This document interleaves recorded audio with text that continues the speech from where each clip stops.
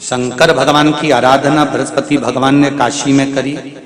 बृहस्पतेश्वर महादेव काशी में विराजमान। कौन से महादेव? जम के बोलिए जरा।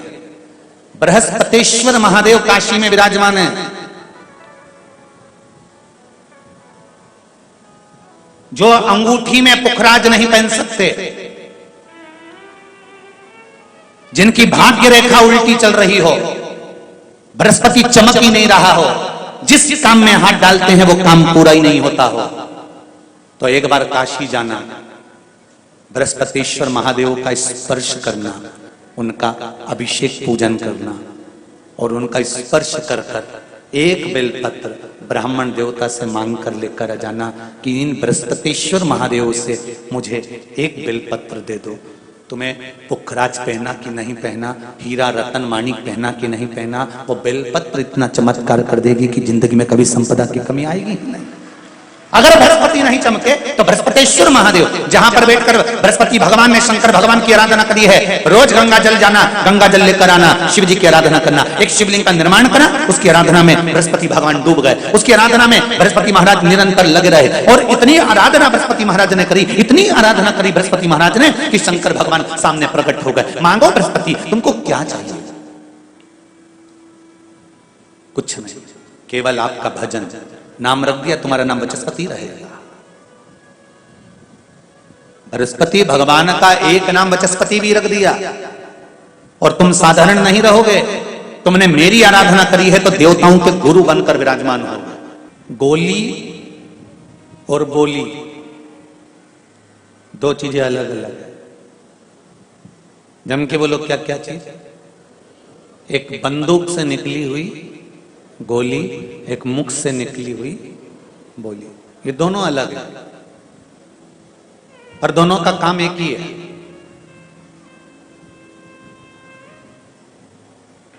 गोली शरीर पर पड़े तो शरीर को छन्नी कर देती है और बोली हृदय को पड़े तो हृदय को छल्ली कर देती है। काम दोनों का एक। और इसमें सबसे ज्यादा घातक गोली और बोली में सबसे ज्यादा घातक, घात करने वाली, समाप्त करने वाली कौन सी चीज है? जम के बोलो जरा। बोली।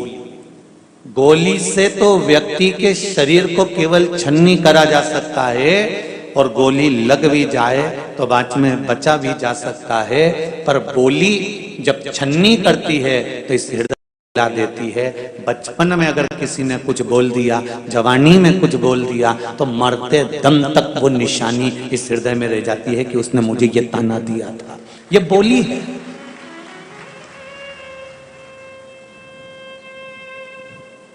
सरल है बोली, पर बोली बड़ी कठिन है।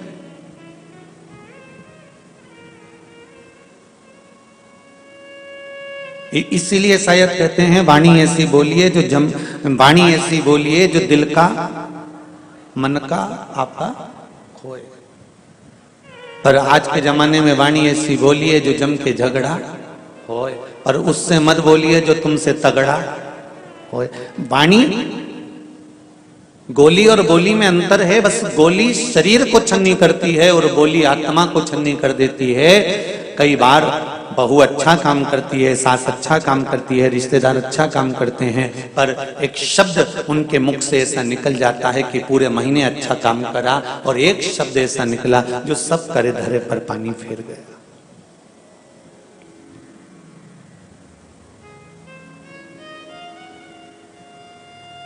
किसी से पूछो तुम्हारी बहू कैसी है? अरे गुरुजी बहुत बढ़िया, खूब काम करती है, खूब सेवा करती है, खूब संभालती है, पूरा घर लेकर चलती है, बहुत अच्छी है, बहुत बढ़िया, बस कोई कमी नहीं है। बस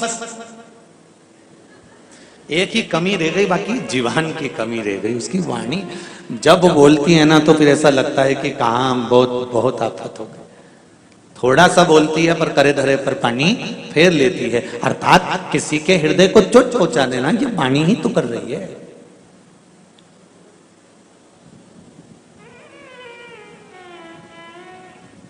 कितना सुंदर कहा है किसी ने। गुरु नानक देव जी से किसी ने पूछा, गुरुदेव अगर व्यक्ति के पास में देने के लिए कुछ भी ना हो तो वो क्या दे सकता है? किसी के पास अगर कुछ धन होता है तो वो धन देता है, वस्त्र होता है तो वस्त्र देता है, वैभव होता है तो वैभव देता है, कुछ भोजन होगा तो भोजन देगा। पर किसी के पास ना तो भोजन है, ना अन्न है, ना धन है, कुछ भी नहीं है, तो वो किसी को क्या चीज दे। गुरु नानक जी कहते हैं कि अपने मुख की स्माइल, अपने चेहरे की प्रसन्नता और अपनी मीठी वाणी का दान अगर व्यक्ति करना प्रारंभ कर देता है तो ये निश्चित है कि उसके पास में धन भी आ जाता है, अन्नपूर्णा भी आ जाती है और वैभव भी आ जाता है। आप स्माइल तो दो, आप प्रसन्नता तो दो, आप किसी के लिए मीठी वाणी बोलने का प्रयास तो करो। और जब आप मीठी वाणी बोलने का प्रयास करोगे, जब आप अच्छा बोलने का प्रयास करोगे तो जीवन अपने आप सार्थक होने लगेगा।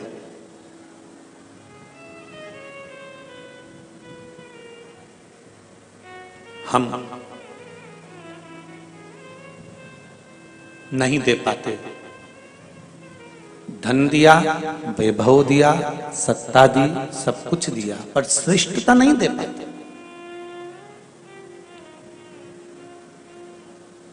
शिवजी की पूजन करने वाले, भगवान शंकर की आराधना करने वाले, आस्था चैनल के माध्यम से जितने लोग कथा सुन रहे हैं, फेसबुक यूट्यूब पर जितने लोग कथा सुन रहे हैं, और इस पावन प्रांगण में बैठकर जितने लोग कथा सुन रहे हैं, उनसे एक बात कहूंगा, आपके पास में अगर शिव जी को देने के लिए जल भी नहीं हो, बेलपत्र भी नहीं हो, अक्षत का एक दाना भी नहीं हो, एक पुष्प की पंखड़ी भी नहीं हो, तो भी शिव मंदिर जरूर जाना और शंकर जी के मंदिर में केवल भोलेनाथ जी को देखकर केवल एक स्माइल और श्री शिवाय नमस्तुभ्यम कहकर आ जाना, उतने में भी शिव स्वीकार कर लेगा।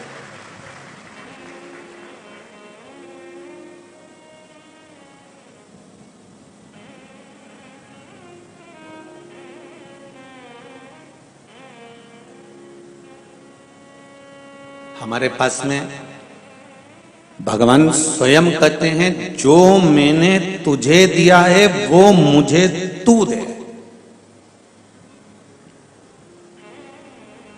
भगवान ने कभी ये नहीं कहा कि मुझे वस्त्र देना, भगवान ने कभी ये नहीं कहा कि मुझे आभूषण देना, भगवान ने ये कभी नहीं कहा कि मुझे बागंबर पीतांबर ये देना। भगवान कहते हैं, जो मैंने तुझे दिया है तू वो दे दे। क्या दिया है भगवान ने? तो कहा ये शरीर दिया है परमात्मा ने, ये मन दिया है परमात्मा ने, या आत्मा, ये चित्त, ये परमात्मा ने दिया है। इसलिए तू परमात्मा को अपना ये दिल दे दे। भगवान ये नहीं कह रहे कि तू वस्त्र देना, कि तू आभूषण देना, तू धन देना, कि तू वैभव देना, तू सत्ता देना।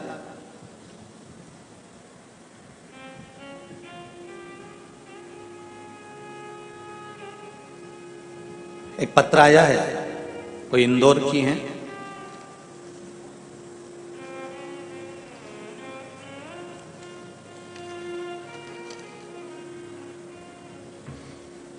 जो पत्र पढ़े हैं वो ये हैं, जो नहीं पढ़े हैं वो अभी यहाँ पर ढेर लगे हैं। ठीक है, इनको भी बीच में कभी भजन आएगा तो पढ़ेंगे।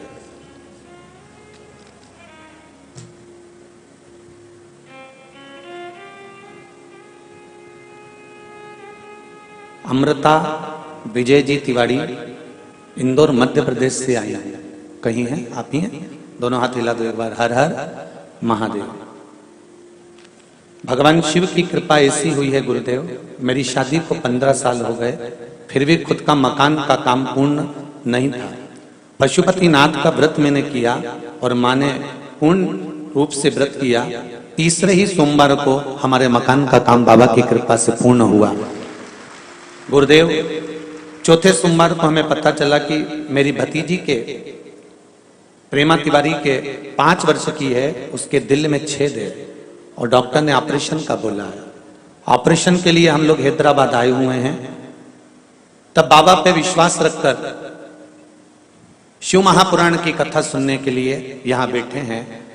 ऑपरेशन का डॉक्टर बोले हैं, पर एक मन था कि 5-7 दिन की शिव पुराण की कथा सुने, उसके बाद में एक बार जांच कराएं, फिर सोचेंगे कि ऑपरेशन कराना है कि नहीं कराना। अगर विश्वास लेके बैठे हो तो बाबा कृपा जरूर करेगा और करुणा जरूर करेगा। और ये विश्वास मानकर चलो कि अगर मेरे शिव ने चाहा तो ऑपरेशन वो खुद करेगा, तुम्हें करवाने की जरूरत नहीं पड़ेगी। ये शिव की कृपा। बैठिए। हर हर महादेव। शंकर की उदारता इसको कहते हैं।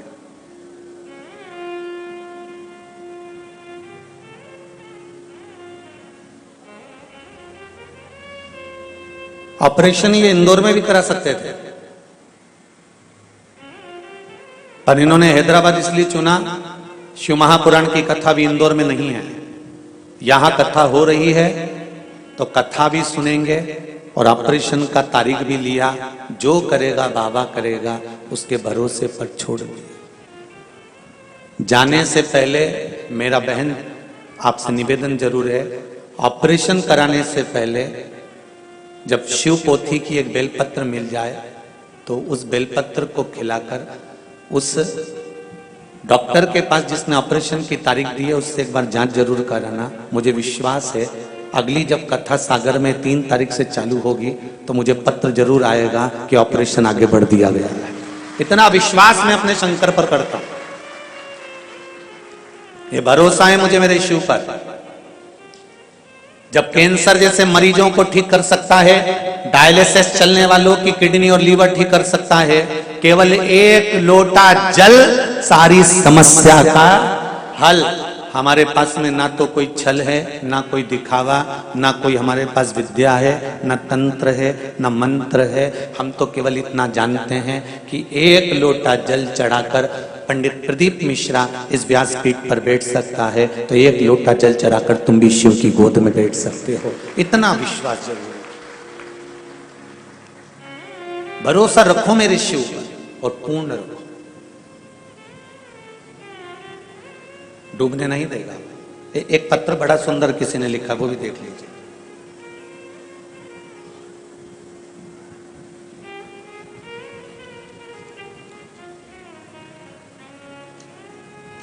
बासंती बंदगी, दीपक जी बंदगी, महाराष्ट्र सोलापुर से आए हैं। कहां बैठे हैं जी? आप ही हैं? दोनों हाथ हिला तो एक बार। हर हर महादेव। जितने पत्र यहां आते हैं, ना तो इन लोगों से हम लोग कभी मिले हुए होते हैं और ना हमारा संपर्क हो पाता है। बस केवल ये व्यासपीठ और आपका संपर्क इस व्यासपीठ तक है। ये पत्र आप लोग बड़े दिल से लिखते हैं, हृदय से लिखते हैं। टीवी के माध्यम से जितने लोग कथा सुनते हैं और कोई उपाय करता है, उपाय करने के बाद उसको जब कोई फल बाबा देता है, तब ये पत्र इस व्यासपीठ पर आते हैं। पत्र में बसंती जी बंदगी, दीपक जी बंदगी बेटा महाराष्ट्र सोलापुर से हैं। मैं बसंती बंदगी, हम महाराष्ट्र सोलापुर से आए हैं। हम 1 साल से कथा सुन रहे हैं। पत्र आस्था चैनल के माध्यम से भी पढ़ सकते हैं। कहीं गुरुदेव कोई दूसरा पत्र तो नहीं बात रहे, आस्था चैनल के माध्यम से भी आप पत्र पढ़ लें। हम 1 साल से कथा सुन रहे हैं। मेरी बेटी की बच्ची 6 साल की है, उसके बाद उसको बच्चा नहीं हो रहा था, इसलिए अस्पताल में दिखाया तो उन्होंने कहा कि ऑपरेशन करना पड़ेगा, तब बच्चा होने की संभावना, तब भी बच्चा होने की संभावना नहीं है। और इस ऑपरेशन का खर्चा 50,000 बताया था। तो मेरी बेटी ने पशुपतिनाथ का व्रत किया और वो सफेद आंकड़े की जड़ का जो प्रयोग आपने बताया था, वो भोले बाबा की कृपा से करना प्रारंभ करा। अब बाबा की कृपा से मेरी बेटी के महीना चढ़ा हुआ है और उसके यहाँ संतान होने वाली है। हर हर महादेव। बैठिए बहन, बैठिए। बहुत बहुत बधाई आपको। शिव कृपा है। जब डॉक्टर भी एक बार हार जाता है, तब आखिरी में कह देता है कि अब उसके हाथ में है। मतलब डॉक्टर को भी मालूम है कि एक डॉक्टर और है। अकाल मृत्यु वो मरे जो काम करे चंडाल का, काल उसका क्या बिगाड़े जो भक्त हो महाकाल। शिव की उपासना करने वाले। एक पत्र में तो बाहेती जी, एक पत्र में आप लोगों के लिए ही पूरा विधान लिखा है कि बाहेती परिवार को हमारी भी उम्र लग जाए जिन्होंने हैदराबाद में शिव महापुराण की कथा करवा दी है। ये पत्र में लिखा है, उनका भी मैं पत्र पढ़ूंगा भी। आप शिव कृपा इसको कहता है।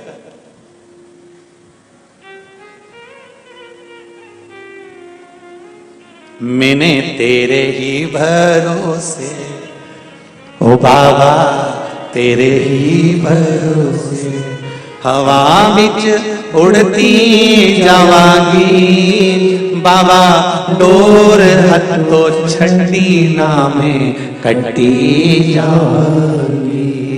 ओ बाबा मैं तेरी बदन शंभो मैं तेरी बदन हवा बिच उड़ती जावांगी। बाबा डोर हतो छठी नामे कटी जावांगी।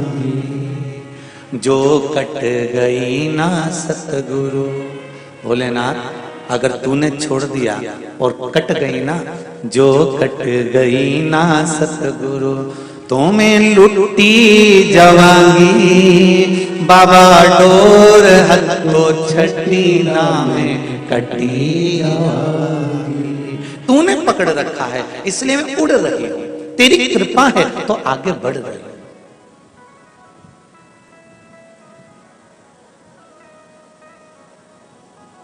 ऐसा नहीं है जीवन में दुख नहीं आएगा। मानव का शरीर केवल दो कारण से मिला है, कर्म का भोग भोगने के लिए और एक भगवान का भजन करने के लिए। जब दो कारण से मनुष्य का शरीर मिला है तो कर्म का भोग तो भोगना पड़ेगा। सुख आएगा तो दुख भी आएगा, दुख आया है तो सुख भी आएगा, ये दोनों चलते रहेंगे। पर उस दुख में परमात्मा का भजन करते रहना है और सुख में भी उसको याद करते रहना है। डल्लब के गद्दे पे सो रहे हो, सोफे पर बैठे हो, एसी के कमरे में बैठे हो, खूब आराम से तुम आनंद के साथ में गोलगप्पा खा रहे हो, चाहे तुम छम्मक लड्डू खा रहे हो, चाहे तुम पानी बतासा खा रहे हो, जो खा रहे हो उसमें परमात्मा को याद करते हुए कि तेरी कृपा से आज मुझे ये शरीर मिला है, तेरी कृपा से आज मैं ये चाट खा रहा हूं, तेरी कृपा है जो मैं इतने प्रेम से खूब आनंद से भोजन कर रहा हूं। नहीं तो कई तो 30 साल के 25 साल के कैंसर हॉस्पिटल में पैसे के बैग लेकर खड़े हैं कि मेरी बहू को ठीक कर दो, मेरे बेटे को ठीक कर दो। अरे उनको देखकर परमात्मा से कहना कि तूने मुझे सही रखा है, ये तेरी कृपा है, तेरी कृपा नहीं होती तो आज मैं भजन नहीं कर पाता, ये तेरी उधार।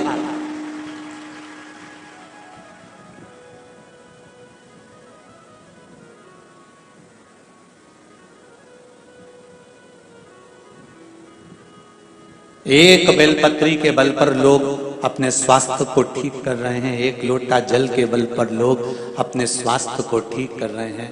ये शिव की उदारता है। बीपी हो, शुगर हो, जो भी थायराइड हो, शरीर में कोई खाज हो गई हो, शरीर में कोई रोग हो गया हो, उसका सबसे सुंदर तरीका है शंकर पर चढ़ी हुई एक बेलपत्र शिव के मंदिर से उठाकर, कम से कम रोज नहीं खा सकते तो हफ्ते में एक बार 2 बार शिव से कहकर कि तू दुनिया के रोग हर लेता है, तुझे महामृत्युंजय कहते हैं, मृत्यु को तू जीतने वाला है, तो मेरे शरीर में कोई रोग कैसे रह सकता है शंभू। और उस बेलपत्र का सेवन करना है।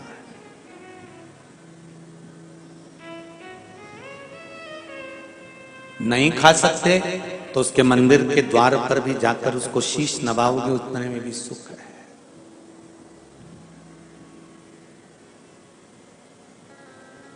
शंभू शंकर मृत्यु लोक के देवता, पृथ्वी के।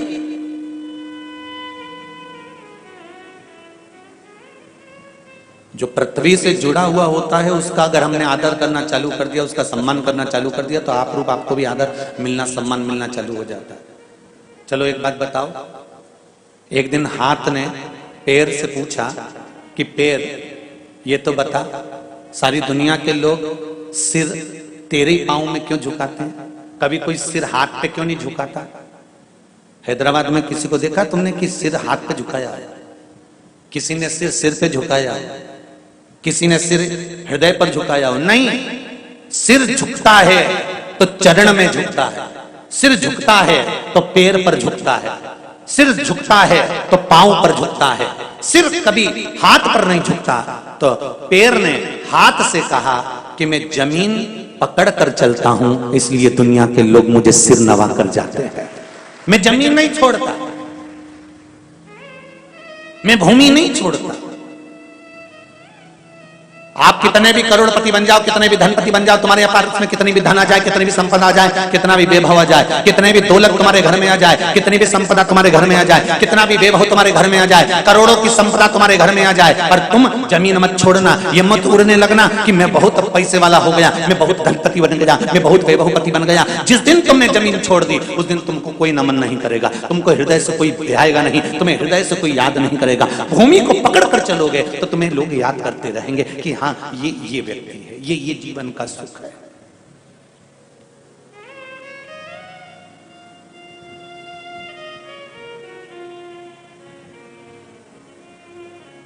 मेरा वो घरदानी इस मृत्यु लोक का देव है, अधिदेव महादेव है।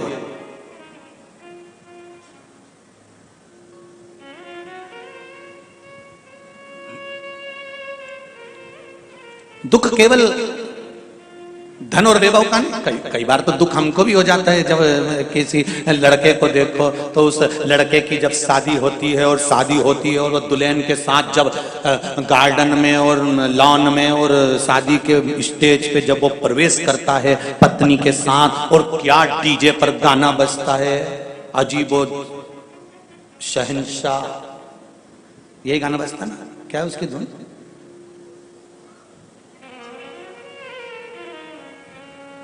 और जब वो आता है दुल्हन के साथ में और फुलझड़ियां छूटती है और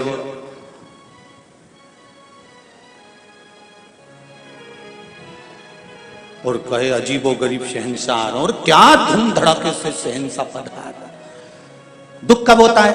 जब वो शहंशाह की शादी हो जाती है और बनियान और पजामे पे दूध की थैली लेने जाता है।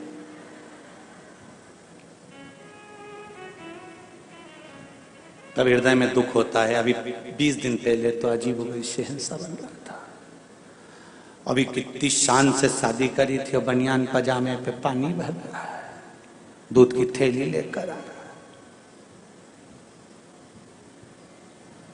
खूब गुलाब जामुन भी खिलाई, पेड़ा भी खिलाया, इमरती भी खिलाई, खूब कितना ठाठ था विवाह में, कितना ठाठ था शादी में, कितना ठाठ था उस मंगल विवाह में। उसके 15 दिन बाद 20 दिन बाद वापिस जिंदगी वैसी की वैसी हो जाती है। इसलिए जीवन का कोई भरोसा नहीं होता। धन ज्यादा आ जाए तो फूलना ना मती, और ना फूलना और ना अपनी वाणी पर ऐसा संयम रखना कि इस वाणी से कोई ऐसा शब्द ना निकल जाए कि जिंदगी भर फिर बाद में रोना पड़ जाए। इसलिए बहुत संभल कर वाणी बोली जाती, गोली और बोली बहुत सावधानी रखकर।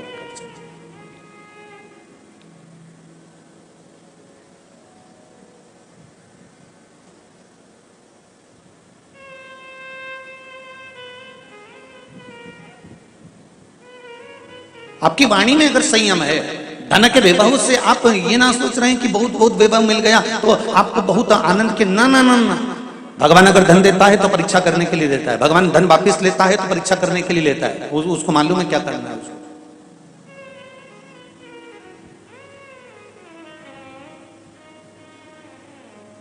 नवग्रह शिव महापुराण की कथा चल रही है बाहेती परिवार द्वारा, भाग्यनगर हैदराबाद की इस पावन धरा से।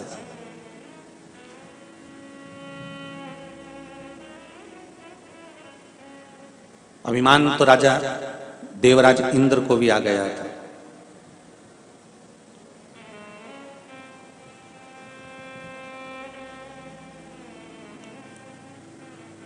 सभा में बैठे थे सिंहासन पर, और सिंहासन पर बैठे बैठे उस समय पर अप्सराओं का नृत्य देख रहे थे और देवगुरु बृहस्पति का आगमन हो गया था।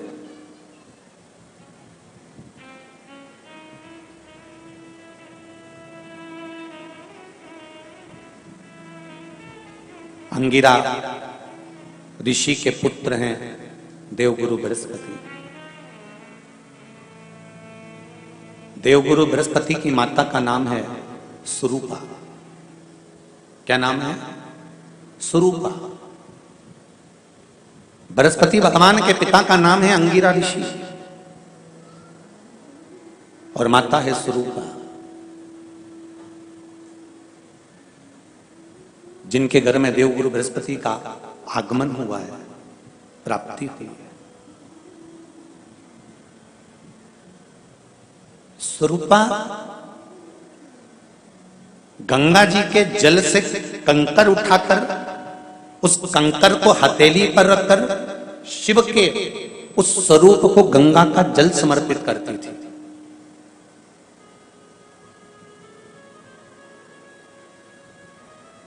एक बहुत सुंदर बात कहेंगे, पहले की शिव महापुराण में ये चरित्र नहीं आया तो आप ध्यान से सुनिएगा। 16 श्राद्ध में, श्राद्ध पक्ष में घर में अगर गंगा का जल हो, आपके घर में अगर गंगा जल रखा हो, श्राद्ध पक्ष में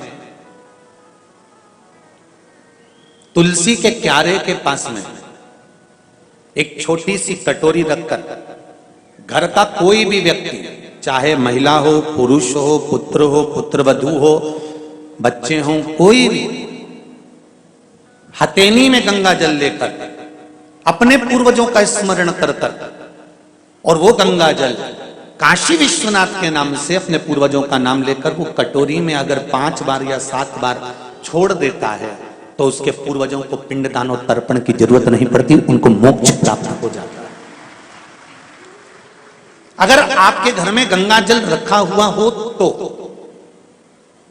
वैसे तो मुझे विश्वास है कि हैदराबाद के नगर में भले आप रह रहे हो, भले आप भाग्यनगर में रह रहे हो, पर इतना विश्वास तो है कि सबके घर में गंगा जल जरूर होगा। इतना विश्वास तो मैं कह सकता हूं और कर सकता हूं कि सबके घर में होगा गंगा जल। गंगा जल का प्रयोग एक तो पितरों के लिए, दूसरा श्रावण के महीने में किसी भी एक सोमवार को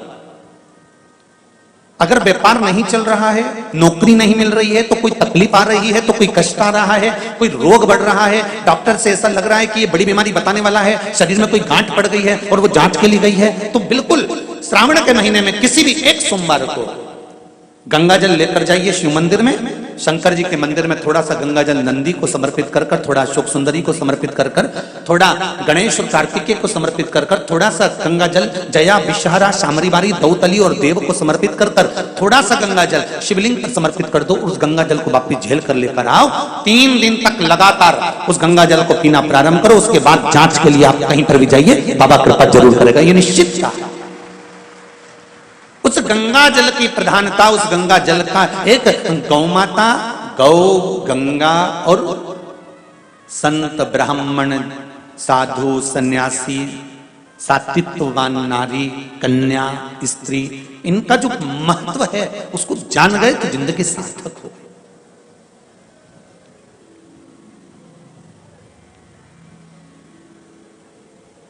इसके महत्व को जानना बड़ा बहुत जरूरी है।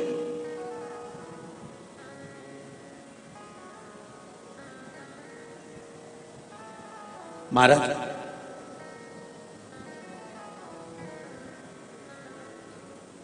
गंगा का जल हाथ में, तो यहां पर स्वरूपा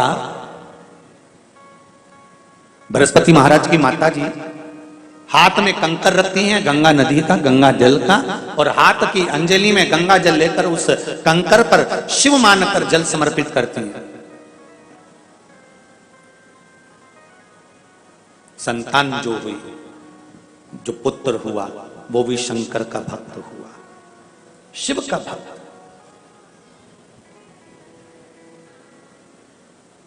महाराज स्कंद पुराण कहती है, कोई आपसे पूछे कि सियोर वाले महाराज ये कथा कहां से कर रहे हैं, तो आप कह देना स्कंद पुराण से कर रहे हैं। स्कंद पुराण कहती है स्वरूपा ने जब शिव की आराधना करना प्रारंभ करी, शंकर भगवान की आराधना करना प्रारंभ करी, शिव की स्तुति करना प्रारंभ करी, शंकर पर चढ़ा हुआ जल का आचमन करना प्रारंभ करा। एक प्रश्न यहां पर है, उस प्रश्न को भी समझ लो, इसी कथा से जुड़ा हुआ।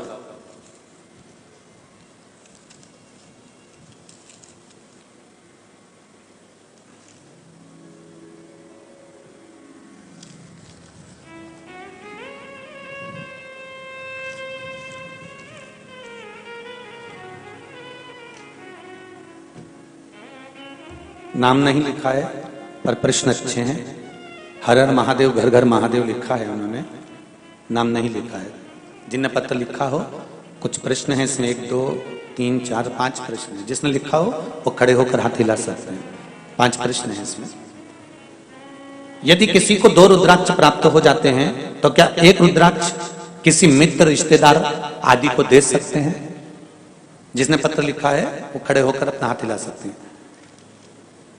हाँ, यदि आपके पास में रुद्राक्ष 2 हैं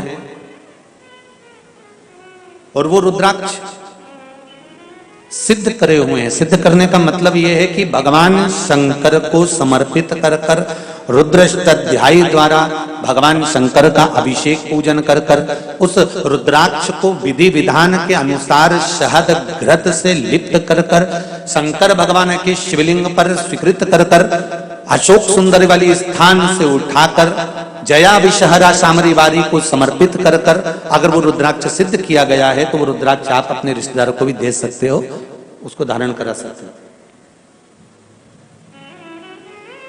यदि किसी ने गले में रुद्राक्ष धारण किया हो और उसके आसपास कोई अन्य व्यक्ति मदिरा या मांसाहार का सेवन करता है तो क्या रुद्राक्ष वाले व्यक्ति को दोष लगता है? तुम्हारे पड़ोस में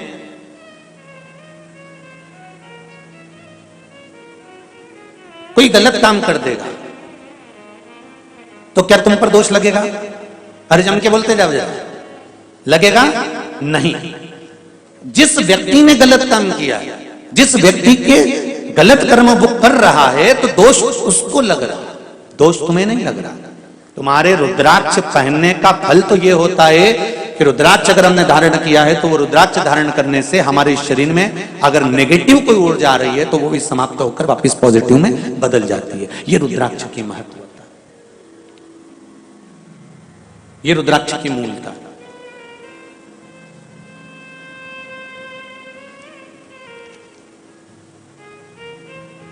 प्रातः समय पर जब हम पितरों के लिए जल छींटते हैं तो क्या गणेश शंख की रेखा का प्रयोग भी कर सकते हैं? नहीं। एक बात का ध्यान दीजिएगा, गणेश मुखी जो शंख होता है, जो बच्चा तोतरा बोलता है, जिसकी वाणी नहीं होती, श्रवण शक्ति किसी बुजुर्ग व्यक्ति की हो, जवान व्यक्ति की हो या कोई अधेड़ जिसकी श्रवण शक्ति कम होती चली जा रही है, जिसके सुनने की शक्ति कम हो रही हो, बोलने की शक्ति कम हो, वाणी में हकलापन हो, तोतरापन हो, गणेश मुखी शंख वहां काम आता है। गणेश मुखी शंख का प्रयोग वहां होता है। और गणेश मुखी शंख का एक प्रयोग और है, यदि लीवर पर सूजन आ रही हो, डॉक्टर बोल रहा है कि ये आपके आसपास, लीवर के आसपास में सूजन है और इसका दवाई होगी, इलाज कराना पड़ेगा, कराओ। अब डॉक्टर से इलाज भी जरूरी है, ऐसा नहीं है कि इलाज नहीं कराना, कराओ। पर उसके साथ में गणेश मुखी जो शंख है उसके जल का आचमन भी जरूरी है, उसमें फायदा मिलना प्रारंभ।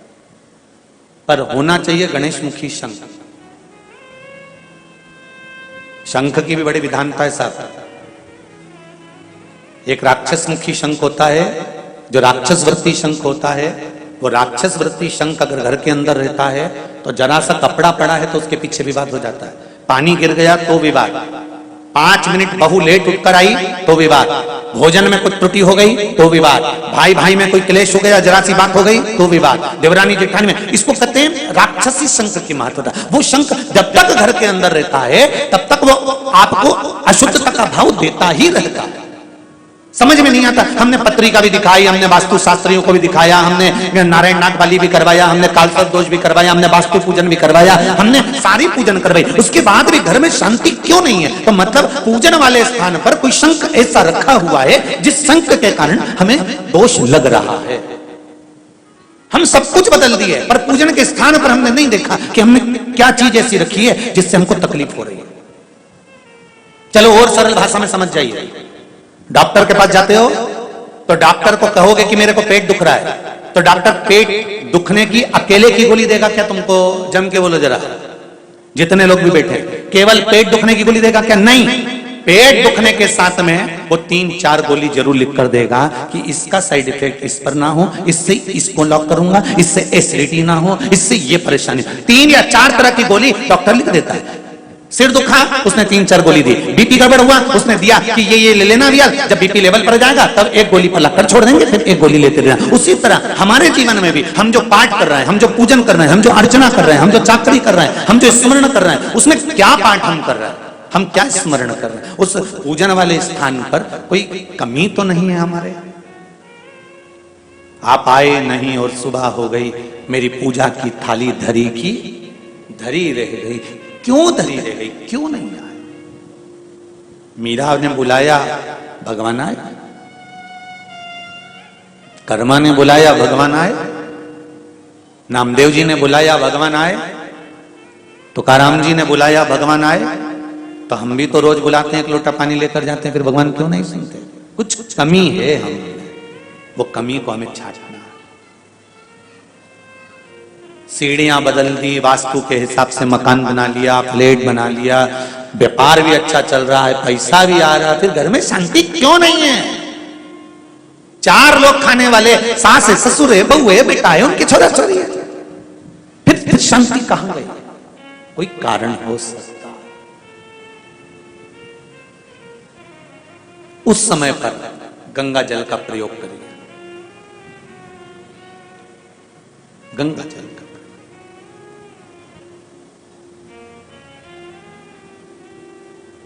महाराज माता स्वरूपा ने गंगा जल हथेली में लेकर शिवलिंग पर समर्पित करा। कृपा क्या हुई है कि शंकर भगवान का दर्शन माता स्वरूपा को हुआ। एक दिन अंगिरा ऋषि और माता स्वरूपा गंगा माँ का स्नान कर गंगा का पूजन कर रहे थे, शिव की आराधना करी। शंकर भगवान सामने प्रकट हुए। क्या बात है अंगिरा जी, क्या हुआ? स्वरूपा हुआ क्या है? स्वरूपा कहती हैं कि मुझे जो संतान प्राप्त हो, मैं ये चाहती हूं कि मेरी संतान हमेशा अग्रण्य भाव में रहे।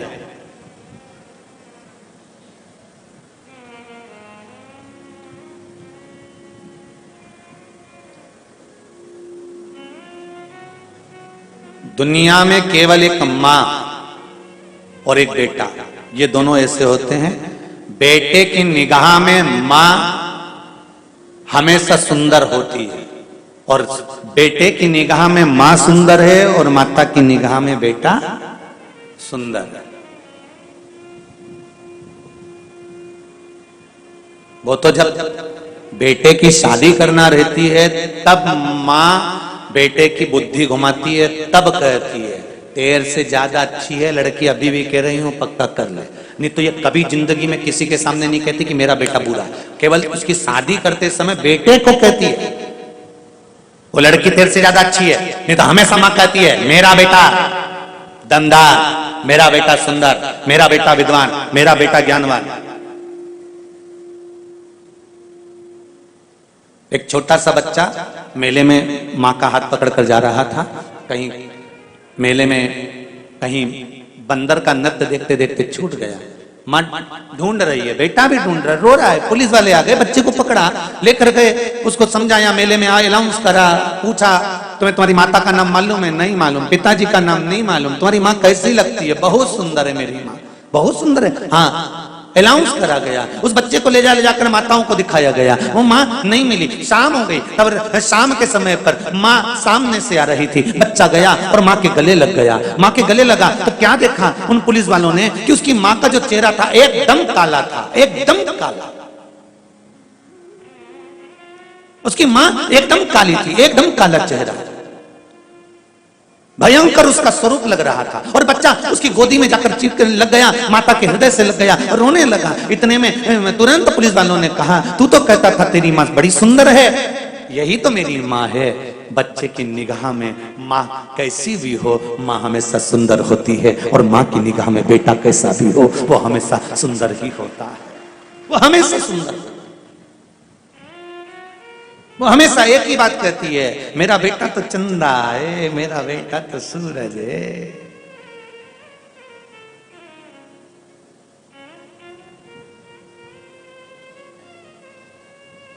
अरे भाई, संतान सुख हो, संतान सुख हो, ये भाग्य की बात है।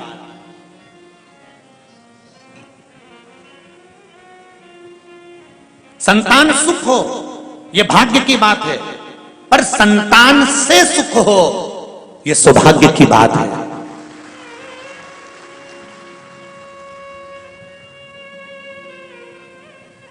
हम जाकर किसी ब्राह्मण से, किसी साधु से, किसी सन्यासी से, किसी तपस्वी से, किसी साधक से, किसी उपासक से, हम किसी विद्वान जन से जाकर कहते हैं संतान का सुख नहीं है महाराज, संतान सुख हो जाए, बस एक कृपा कर दो, संतान हो जाए, संतान का सुख हो जाए, संतान सुख हो जाए। ब्राह्मण, साधु, सन्यासी, तपस्वी, साधक उपास कराएंगे, व्रत कराएंगे, साधना कराएंगे, फल देंगे, सब कुछ होगा और तुम्हारे घर में संतान भी हो जाएगी। संतान का सुख हो ये भाग्य की बात है, संतान सुख हो ये भाग्य की बात है, पर संतान से माता पिता को सुख हो ये सौभाग्य की बात है। संतान के द्वारा माता पिता को जो सुख मिलता है उसका आनंद कुछ दूसरा ही होता है। हम कहते हैं कहीं जाओ मत जाओ, पर बूढ़े माँ बाप के पास एक बार रोज सोने से पहले 15 मिनट बैठकर जरूर आओ, वो क्या दे जाएंगे उसका भरोसा नहीं है।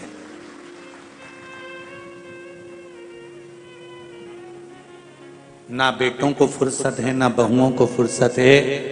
बचा कुचा था तो ये मोबाइल और फुर्सत बंद कर दिया। ना बेटों को फुर्सत है, ना बहुओं को फुर्सत है, ना पोतों को फुर्सत है, ना पोती को फुर्सत है, ना किसी रिश्तेदार को फुर्सत है। पर निवेदन है, जब माता पिता बूढ़े हो जाएं, बुजुर्ग हो जाएं, घर के प्रत्येक व्यक्ति को सोने जाने से पहले एक नियम बना लेना चाहिए कि मैं 15 मिनट 5 मिनट मेरी मम्मी के पास जाकर बैठूंगा, मेरे पापा के पास जाकर बैठूंगा, मेरे बाबूजी के पास जाकर बैठूंगा, मैं दादाजी के पास जाकर बैठूंगा। उनके पास में देने के लिए कुछ नहीं होगा, क्योंकि सारी दौलत, सारा धन, सारी दुकान, सारा व्यापार, सारा व्यवसाय, सब कुछ तुम्हें सौंप चुका है तुम्हारा पिता, तुम्हारी माता, सब कुछ तुम्हें दे दी।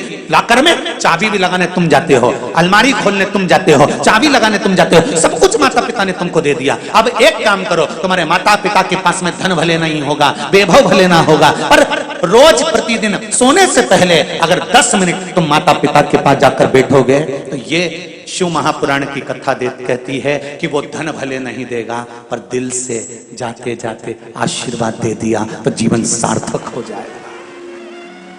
सार्थक।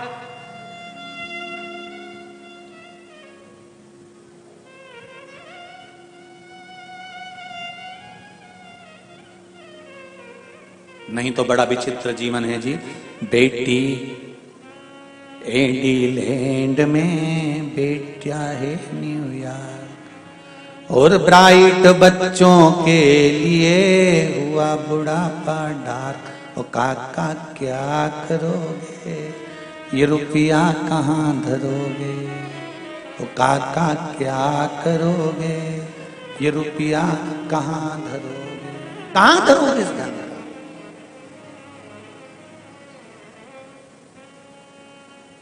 धन का करोगे क्या?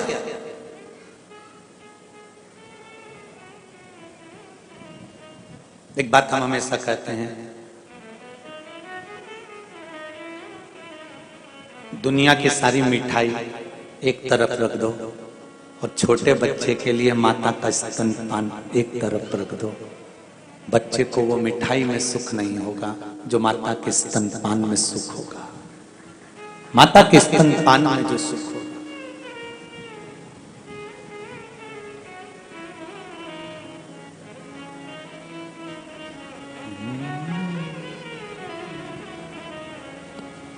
माई के दुधवन जैसन कऊ मिठाई ना मिलई,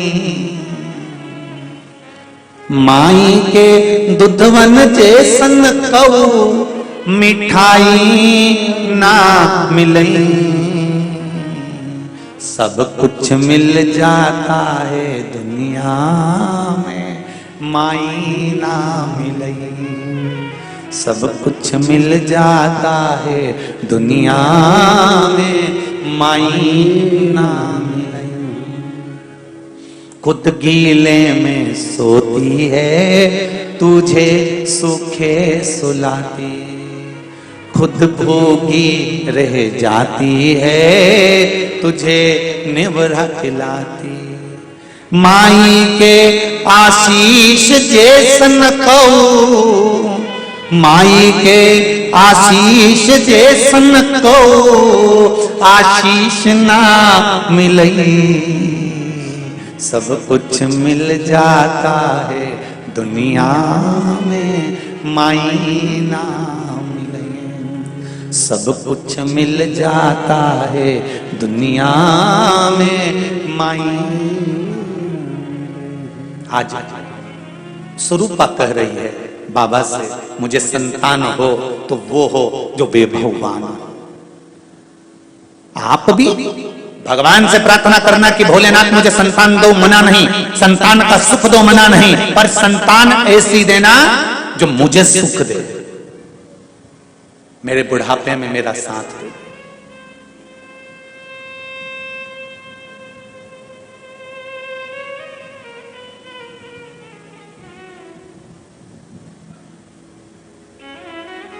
मेरा साथ जो दे, खूब पढ़ाओ बेटे को, तुम्हारी सामर्थ्यता अगर बेटे को इंजीनियर बनाने की तो तुम्हें डॉक्टर बनाओ, कलेक्टर बनाओ, एसपी बनाओ, डीएसपी बनाओ, मंत्री संतरी कलंतरी जो तुम्हारी मर्जी पढ़े वो बनाओ। खूब पढ़ाओ बच्चों को, बेटों को, बेटियों को, खूब टपट के पढ़ाइए, खूब आगे बढ़ाइए, मना नहीं है। पर बेटों को पढ़ाने के साथ, बेटियों को पढ़ाने के साथ थोड़ा संस्कारवान भी बनाइए, क्योंकि आपका बुढ़ापा उसी से सुधरेगा, आपका बुढ़ापा वही सुधरेगा।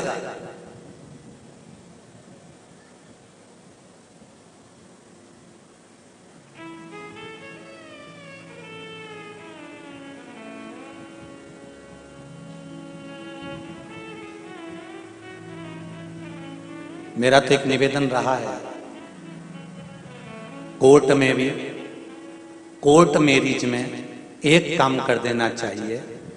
कोर्ट मैरिज जब लड़का लड़की करें तो अदालत से यह कहकर भेजना चाहिए कि इस कोर्ट मैरिज में तुम्हारे माँ बाप का होना जरूरी है।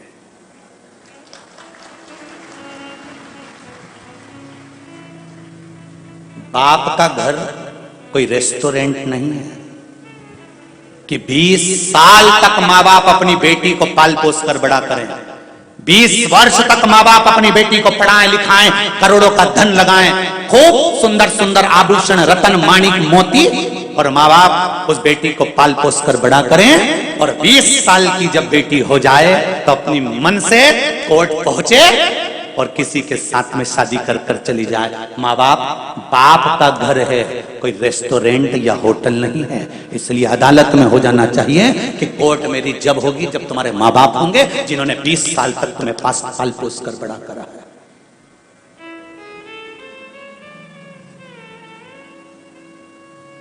और धिक्कार ऐसी बेटियों को और धिक्कार ऐसे बेटों को जिन माता पिता ने तुम्हें पाल पोस कर बड़ा करा, और तुम्हारे विवाह जैसी खुशी में तुम्हारे माँ बाप तुम्हारे सामने नहीं है तो डूब मरो पानी लेकर। धिक्कार है ऐसे बच्चों को।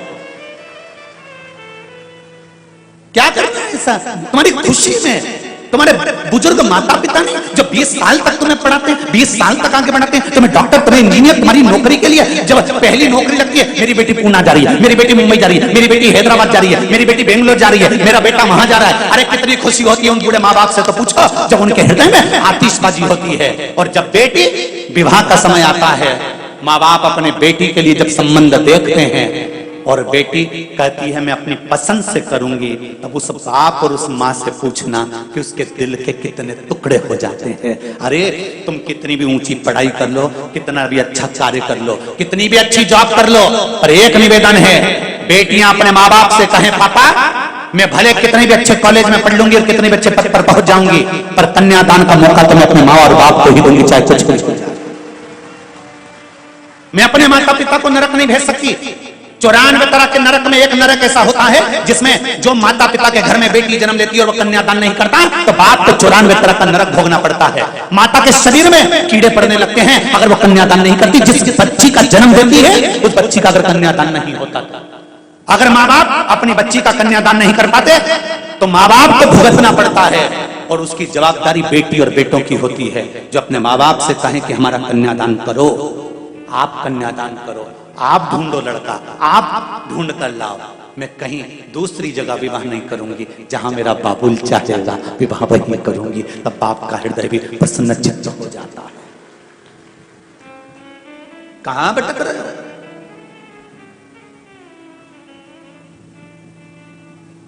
सियोर वाले महाराज की थोड़ी सी बातें लोगों को बुरी जरूर लगती है, भले लग जाए।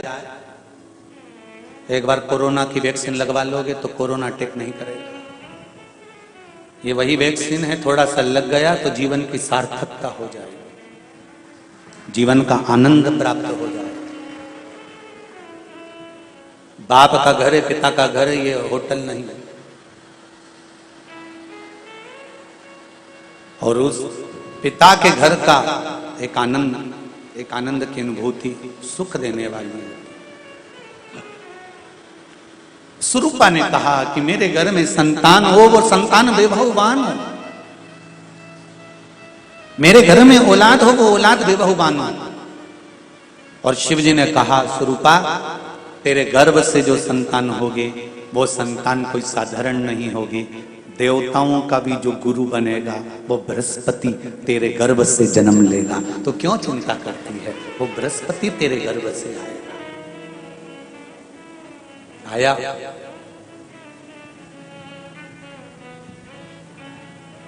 वही बृहस्पति। अब अभी तक 2 भार इंद्र के पास में थे। बहुत ध्यान देकर समझना ये नवग्रह कथा को। 2 भार थे इंद्र के पास। इंद्र देवताओं के गुरु भी बनकर बैठे थे। देवगुरु बृहस्पति की जगह पूर्व में इंद्र ही देवगुरु का पद संभाल रहे थे। और देवराज का पद भी इंद्र के पास में था। कौन कौन से पद थे, जम के बोलो जरा। पहला पद देवराज इंद्र का, दूसरा पद देवगुरु, देवगुरु का पद भी इंद्र के पास में था और देवराज का पद भी इंद्र के पास में था। ये 2 पद जब होता है साधारण भाषा में, आप ले लीजिए, किसी के पास में अध्यक्ष का पद भी है, किसी के पास में और कहीं का पद भी है, 2-3 पद उसके पास में विराजमान है, तो उसके पास में 2-3 पद अगर विराजमान है तो फिर उससे अगर एक पद ले लिया जाता है तो उसको अहंकार आ जाता है, उसको गुस्सा आ जाता है कि बताओ अभी तक तो मुझे पूछा जा रहा था, अब तुम तो वो पद पे भी जान दो। जैसे तुम किसी कुर्सी पर बैठे हो, कथा सुन रहे हो और इतने में कोई रिश्तेदार बाहेती जी का आ गया और तुम बढ़िया आराम से बैठे थे और बैठे बैठे इतने में बाहेती परिवार से कोई आया और उसने तुमको उठाया, प्लीज थोड़ा सा, और तुम्हें उठाकर दूसरी जगह बिठा दिया और उन्होंने अपने वाले को कुर्सी पर बिठा दिया। अब बोलो, जो उठा, जिसको उठाया था उसका भगोने जैसा मुंडा हुआ कि नहीं हुआ? अरे बोलो तो। अपन दूर कथा नहीं जाते, कथा अपने ऊपर लेके चलो कि अपन कैसे समझें इस कथा को। बहुत अगर गहन तत्व की कथा सुनेंगे तो समझ में आएगी नहीं। यहां से सुनी, यहां से निकाल दी, बच्ची कुछ दी, ऊपर से निकल गई और मालूम पड़े थोड़ी देर बाद माताएं कुर्सी पे बैठी बैठी। अब फिर तो अपन तो अपने पर लेकर चलो ना, कि जैसे कोई आप कुर्सी पर बैठ गए और इतने में इनके रिश्तेदार कोई आए और आने पर उन्होंने कहा दिया तुम यहां से उठो, दूसरी जगह जाके बैठो। इतने में तुमको बुरा लग गया, बुरा लगा, मुंह भगोने जैसा हो गया, गुस्सा आ गया। उसी तरह इंद्र के पास में 2 सत्ता थी, एक देवराज इंद्र थे और दूसरे गुरु का पद भी इंद्र के पास में था। देवताओं के गुरु बनकर इंद्र घूम रहे थे, पर अब उल्टा हो गया। शंकर भगवान ने बृहस्पति महाराज को देवगुरु बना दिया। अब जैसे देवगुरु बनाया तो इनका इंद्रदेव का मुंह, अरे वो बोलो तो तुम, भगोने सा हो गया, कुर्सी उतरी कि मुंह भगोड़ा उड़ा। अब इनका मुंह भगोने जैसा हो गया तो गुस्सा तो गुस्सा। इतने में इंद्र ने, बृहस्पति महाराज देवगुरु बन गए। इंद्र सिंहासन पर बैठे थे, अप्सराओं का नृत्य देख रहे थे। वहीं से देवगुरु बृहस्पति का आगमन हुआ। बृहस्पति महाराज जैसे ही आए तो इंद्र तो सिंहासन पर बैठकर पूरा अप्सराओं का नृत्य देख रहे थे। उनको देवगुरु बृहस्पति से मतलब ही नहीं था।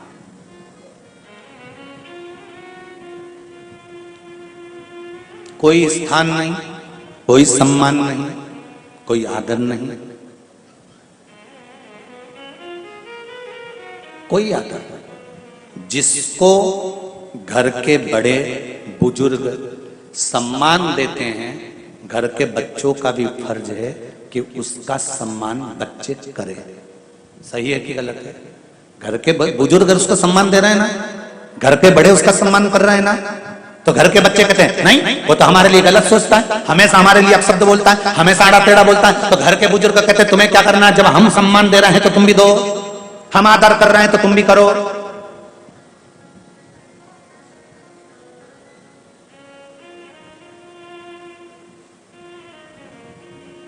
नहीं। महाराज आदर आप भी करो, सम्मान आप भी करो, पर वो आदर वो सम्मान बहुत मुश्किल। अब जब बृहस्पति महाराज का सम्मान नहीं हुआ, बृहस्पति महाराज वहां से उठकर चले गए, बोले नहीं। जो समझदार होता है वो तुरंत कह देता है कोई बात नहीं, मैं चले जाता हूं। कोई मुख पर क्रोध नहीं, कोई चिड़चिड़ प्रवृत्ति नहीं, कोई अपशब्द नहीं। एक बात मैं आप सबको कहना चाहूंगा, किसी जगह पर यदि आपका अपमान हुआ है, बहुत ध्यान देना जरा, कथा थोड़ी भारी है पर समझ लोगे आप। किसी जगह पर यदि आपका अपमान हुआ है तो आप भगवान शंकर को धन्यवाद देना कि मैंने पूर्व में किसी का अपमान करा होगा तो मेरा हिसाब आपने इतनी जल्दी बराबर कर दिया है, इतनी जल्दी बराबर कर दिया। ये थोड़ा सा अपमान मेरा कराया, मेरा हिसाब बराबर हो गया। कोई गाली दे रहा है, देने दो, शंकर भगवान को धन्यवाद देना, बाबा बड़ी कृपा करी, मैंने पूर्व में इसको गालियां दी होंगी, अपशब्द कहा होगा तो इसने मुझे पलट कर गाली दे दी, अपशब्द कह दिया। ये तेरी कृपा है, ये तेरी दया। और जब तक तेरी करुणा, तेरी कृपा, तेरी दया नहीं हो तब तक कुछ हो ही नहीं सकता। तेरी कृपा।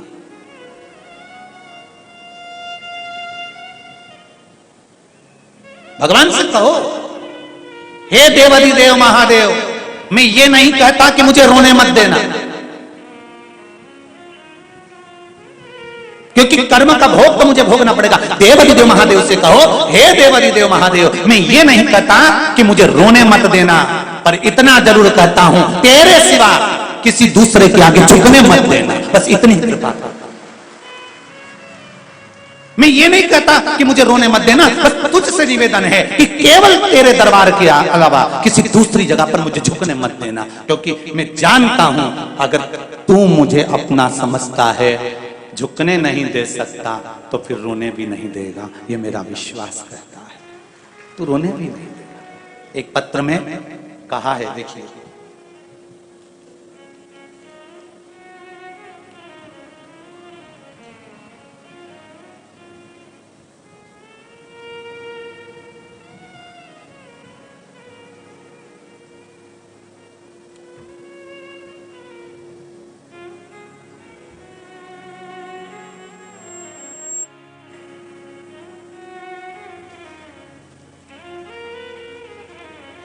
मीना सोनी हैदराबाद से हैं, महाराष्ट्र लातूर की हैं। कहीं बैठे हो तो हाथ हिलाइएगा, दोनों हाथ हिलाओ बहन। हर हर महादेव। गुरुदेव श्री शिवाय नमस्तुभ्यम। शिव महापुराण की कथा आस्था चैनल पर 2022 से जनवरी के महीने से सुनना प्रारंभ किया है। मेरे जीवन में बहुत सारे कष्ट आए, फिर मैंने शिव मंदिर जाना चालू किया। बाबा, एक लोटा जल चढ़ाना प्रारंभ किया। मैं जॉब करती थी, इसलिए मुझे हर रोज मंदिर जाना नहीं होता।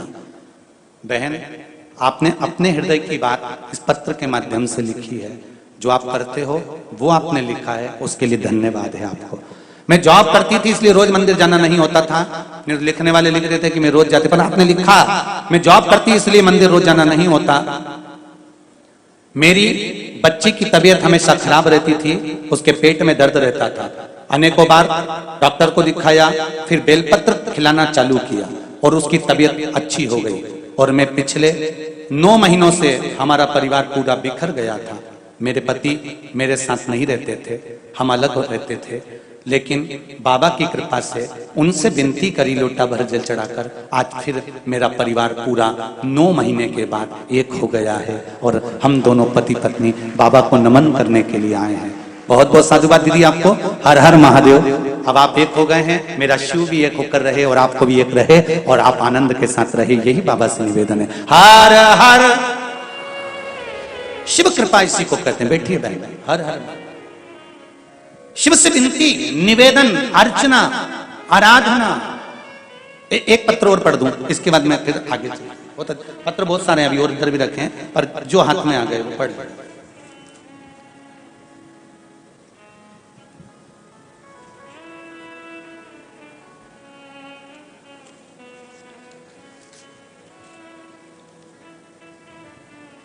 मैं राम सागर तिवारी गोरखपुर से हूं, हैदराबाद में रहता हूं। कहीं बैठे हैं राम सागर जी?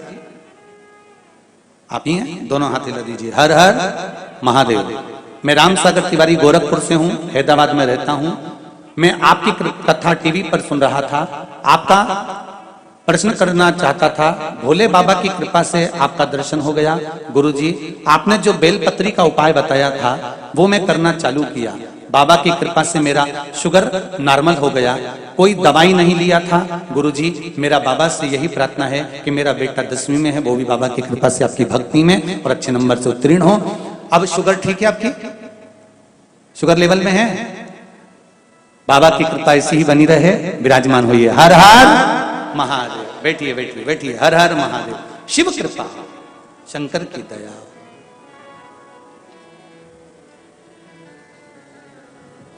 शिव करुणा सागर है, कृपा सागर महाराज। बाबा बाबा है।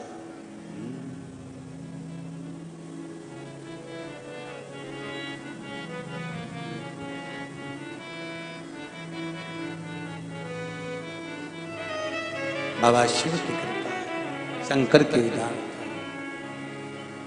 मेरे शंभू, मेरे ओघड़दानी, मेरे शंकर, मेरे दयालु, नित्य प्रति लीला करने वाले, नित्य प्रति आनंद करने वाले, और ऐसी कृपा शिव की बनी हो महाराज।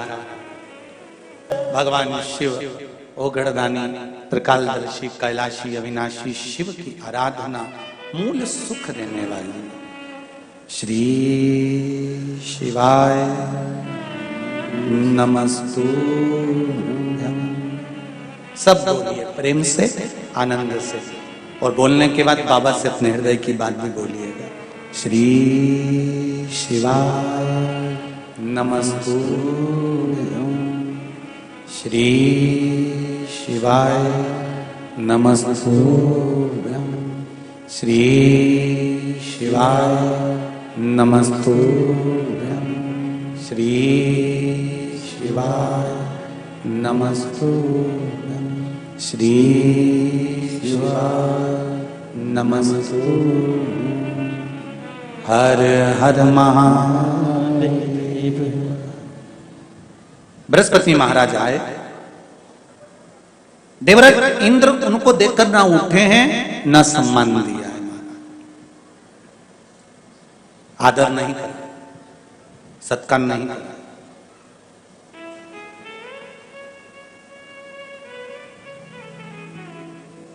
पद की एक गनीमा होती है।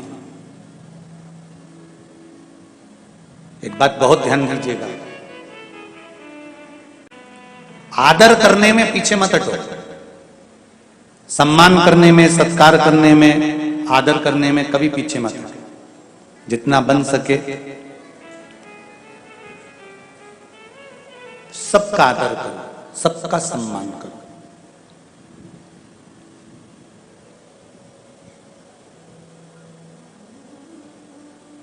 हम तो इस व्यासपीठ से उनको भी नमन करते हैं, उनके भी चरणों को नमन करते हैं जो सोशल मीडिया के माध्यम से, फेसबुक, यूट्यूब के माध्यम से, व्हाट्सएप, इंस्टाग्राम के माध्यम से सनातन धर्म का प्रचार करते हैं। हम उनके भी चरणों को नमन करते हैं। जो सनातन धर्म को, हिंदू धर्म को, सनातन धर्म को, जो अपने सोशल मीडिया के माध्यम से, फेसबुक, यूट्यूब, इंस्टाग्राम, व्हाट्सएप के माध्यम से भी हिंदू को जगाने का, सनातनियों को जगाने का जो काम करते हैं, ये व्यासपीठ से मैं उनको नमन करता हूं कि आप अगर बड़े रूप में कुछ नहीं कर सकते तो कम से कम अपने मोबाइल के माध्यम से तो सनातनों को जगा रहे हैं। इतना भी बहुत है।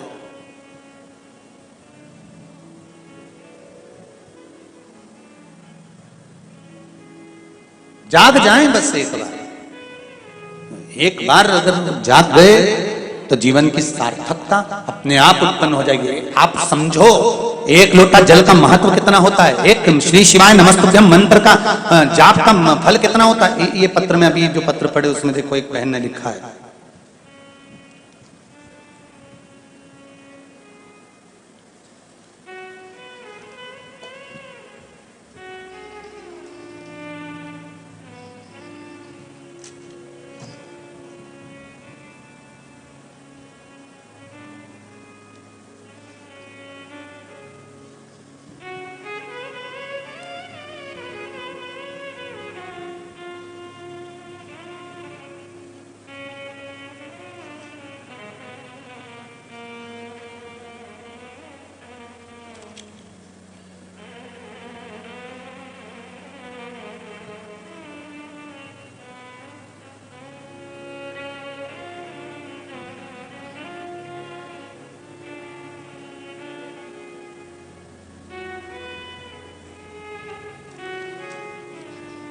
मीना शंकर लाल सिकंदराबाद से कहीं बैठे हैं,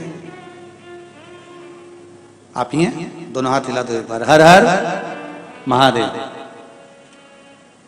हम मोबाइल यूट्यूब पर कथा सुनते हैं। 21 फरवरी को हम अपनी सहेली के साथ खरीदारी करने बाजार जा रहे थे। ऑटो के हार वापिस आ रहे थे, रास्ते में ऑटो का एक्सीडेंट हो गया और हम लोग ऑटो से नीचे गिरने से बच गए। लेकिन हम दोनों के घुटने में, हाथ में, कलाई में अंदरूनी चोट बहुत आई। घर पहुंचकर हम दोनों को बहुत दर्द रहा। रात में मुझे थोड़ा बुखार भी आया, हमने दवाई भी ली, गोली भी खाई, पर शरीर में हड्डियों में तकलीफ रही। तभी शिव महापुराण की कथा में रुद्राक्ष के जल का वर्णन आपने करा था। वो रुद्राक्ष के जल का वर्णन हमने उस पानी को पिया, लिया। सीहोर से भी जल रुद्राक्ष को बुलवाने वाले थे, पर योग नहीं बन पाया। और जो रुद्राक्ष उनके पास में थे उसका स्मरण किया। बाबा की कृपा से हम शीघ्र अतिशीघ्र बाबा की दया से ठीक हुए। यही शिव को धन्यवाद देना है। विराजो बहन। हर हर महादेव। बेटिए एक पत्र और बड़े भाव से किसी ने लिखा है,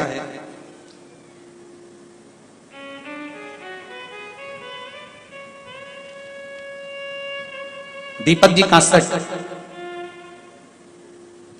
श्री क्षेत्र पंढरपुर महाराष्ट्र से आए हैं। आप ही हैं? दोनों हाथ एक बार हिला दीजिए। आपके चरणों को नमन करते हैं क्योंकि आप पंढरपुर से आए हैं, जहां पर पूरी दुनिया में मेरे देव अधिदेव महादेव का एक ही मंदिर है। जहां पर भगवान विष्णु के सिर पर शिवलिंग है, वो पंढरपुर की भूमि है। पूरे भारत में, पूरे विश्व में केवल एक मंदिर है भगवान नारायण का, जहां पर भगवान नारायण पांडुरंगा हरि विठल के सिर पर शिवलिंग है। वो पूरी दुनिया में एक ही है, पंढरपुर। विठल पांडुरंगा। लॉकडाउन से शिव महापुराण की कथा सुन रहे हैं। सारे भगवान ने दुख हमारे समाप्त कर दिए। यही निवेदन कर कर बाबा को धोख लगाने के लिए आए हैं। मुझे गर्व होता है जब कोई बोलता है कि ये तो सीवर वाले महाराज के पागल खाने का पागल है, तो हमको बड़ा आनंद होता है कि हम भी शंकर के भक्त तो हुए, शिव की उपासना करी है। बहुत बहुत आनंद। मुझे महादेव से इतना कहना है कि भगवान खूब भंडार भर दे और एक बार चंद्रभागा नदी के तट पर भगवान विठलनाथ जी को शिव महापुराण की कथा सुना दे। यही मेरी विनती है।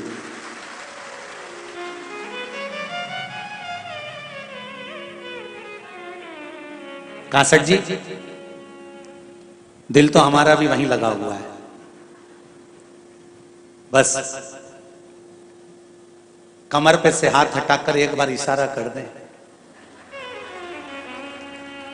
तुरंत पहुंच जाएंगे।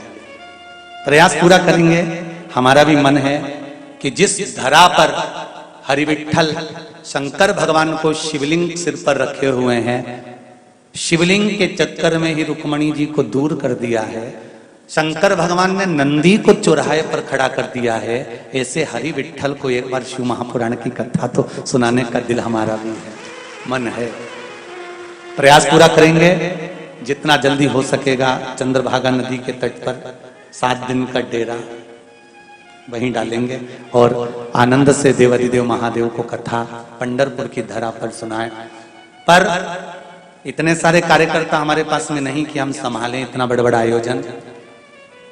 टेंट हम लगा दें बाबा भोलेनाथ की कृपा से, माइक सिस्टम हम लगा दें भोलेनाथ जी की कृपा से, पर इतने लोगों को रुकाना और भोजन भी देवाधिदेव महादेव करा देगा, और रुकाने की व्यवस्था जो पंडाल लगेगा उसमें करा देंगे, पर वीआईपी कोई व्यवस्था बाबा देवाधिदेव महादेव ना करे, पर भूखा कोई ना सोएगा, ये देवाधिदेव महादेव की कृपा रहेगी, ऐसा विश्वास कर कर संभालना पंढरपुर वालों को पड़ेगा। प्रयास करेंगे जल्दी से जल्दी, अगर बाबा चाहेगा तो वहां पर भी कोई भगत तैयार हो गए तो पहुंच जाएंगे। हर हर महा शिव कृपा है उस ओघड़दानी की तरह, तेरी कृपा बिना ना हिले एक भी अणु, लेते हैं श्वास तेरी कृपा से तनु, ये शिव कृपा। महाराज शिव महापुराण की कथा कर रही है, देवराज सिंहासन पर बैठे हैं, अप्सराओं का नृत्य देख रहे हैं, पर बृहस्पति महाराज का सम्मान नहीं करा। बृहस्पति बाबा चल दिए। भगवान को धन्यवाद देना कि अगर अपमान भी हो जाए तो कहना मेरा हिसाब पूरा हो गया। क्रोध मत करना, गुस्सा नहीं करना है, हिसाब बराबर हो गया, बराबर चले।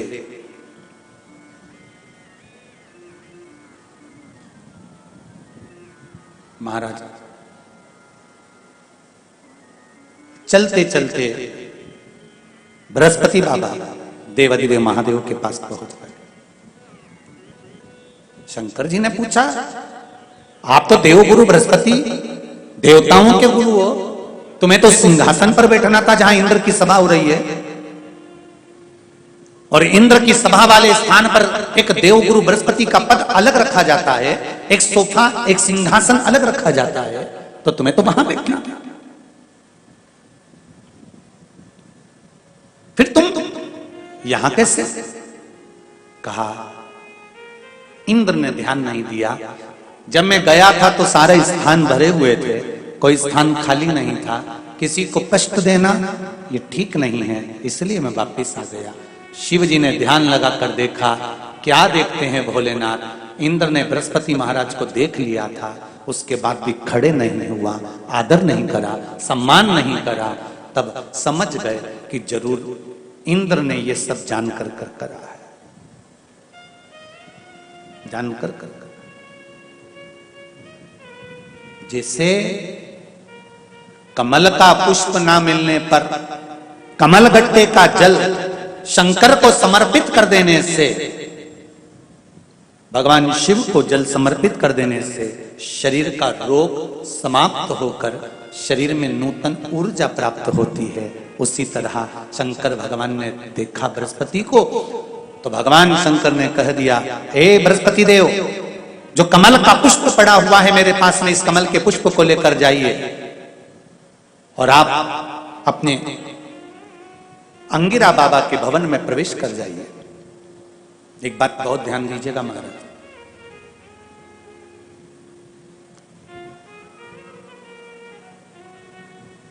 जब सूर्य ग्रहण या चंद्र ग्रहण पड़ता है तो जो बच्चा शरीर से रोगीला ज्यादा होता है या रोग उसको घेरे रहता है, तो मुट्ठी भर ज्वार का दाना उस बच्चे के हाथ में पस भरकर वो ज्वार का दान करवा दिया जाता है। जैसे यदि आप लोगों ने शिव पंचायत शिव महापुराण की कथा सुनी हो, या माहेश्वरी समाज मुंबई द्वारा अंधेरी में हुई स्कंद पुराण माहेश्वरी समाज द्वारा जो हुई थी, अगर वो श्रवण करिए तो उसमें बताया गया है कि कुछ चीजों के दान ऐसे होते हैं जिन दान को करने से व्यक्ति के जीवन में समृद्धि, वैभव, लक्ष्मी की प्राप्ति हो जाती है, और वो दान बहुत सारा धन का या वैभव का दान नहीं है। हम जिसको प्रयोग कर रहे हैं, जैसे ज्वार का दान करने से रोग से मुक्ति होती है, रोग से मुक्त होता है, उसी तरह आप चिंता मत करो बृहस्पति देव, अब आप जाइए, इंद्र को इसका भोग भोगना पड़ेगा। जब बृहस्पति महाराज चले गए और भगवान शंकर ने कहा दिया, बृहस्पति महाराज अब आप जाना मती, उस देव गुरु के सिंहासन पर आप मत बैठो, आप रखो। बृहस्पति महाराज वापिस आ गए। इंद्र को लगा बृहस्पति महाराज का अपमान हो गया, बृहस्पति महाराज को बुलाने गए, नहीं आए। इंद्र को क्रोध आ गया, उन्हें विश्वरूपा जी को गुरु बना दिया। कौन थे ये विश्वरूपा? इंद्र के भाई, दिति की संतान, विश्वरूपा जी को गुरु बना दिया।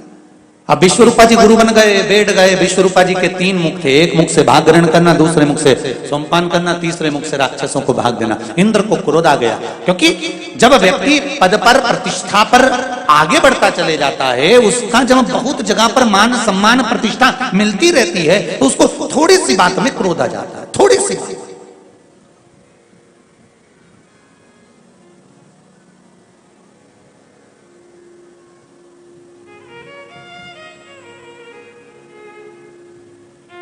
और जरा जरा सी बात में अगर क्रोध आ रहा है तो समझ लो ये बहुत प्रतिष्ठा इसको ज्यादा मिल गई थी, सम्मान ज्यादा मिल गया था, आदर ज्यादा मिल गया था, अहंकार सम्मुख में आकर खड़ा हो गया। भाई, मंदिर जाने से क्या मिलता है? शिव महापुराण की कथा कहती है, अहंकार जो सिर में भरा रहता है, जब भगवान के चरणों में हम झुककर प्रणाम करते हैं, हमारा ये मटका अहंकार का जो खोपड़िया में भरा हुआ है, सिर में भरा हुआ है, वो अहंकार का पूरा मटका देवाधिदेव महादेव के सामने खाली हो जाता है, अभिमान वहां लुढ़क जाता है। इसीलिए शायद शिव महापुराण की कथा कहती है कि शंकर जी कहते हैं तुम वो दो जो तुम्हारा खुद का। अब तुम्हारा खुद का क्या है? शरीर क्या तुम्हारा है? ये तो माता पिता का दिया हुआ है, ध्यान देना। कपड़े तुम्हारे हैं, जन्म लिया था तो नग्न पैदा हुए थे। आभूषण तुम्हारा है, सब पूर्वजों से मिला है। वैभव तुम्हारा है? नहीं। मनुष्य का अपना कुछ है तो व्यक्ति का अहंकार खुद का है। शंकर भगवान कहते हैं जो तुम्हारा खुद का है वो मुझे दो, और व्यक्ति का अहंकार खुद का होता है। इसलिए मंदिर जब जाओ, कथा में जब जाओ, तो अहंकार लेकर मत जाना तो अपना अहंकार भगवान को समर्पित कर कर आना कि मुझे यह अभिमान नहीं रखना प्रभु, यह अहंकार आप रख लीजिए, यह अभिमान मुझे नहीं चाहिए। इस अहंकार का मैं क्या करूंगा?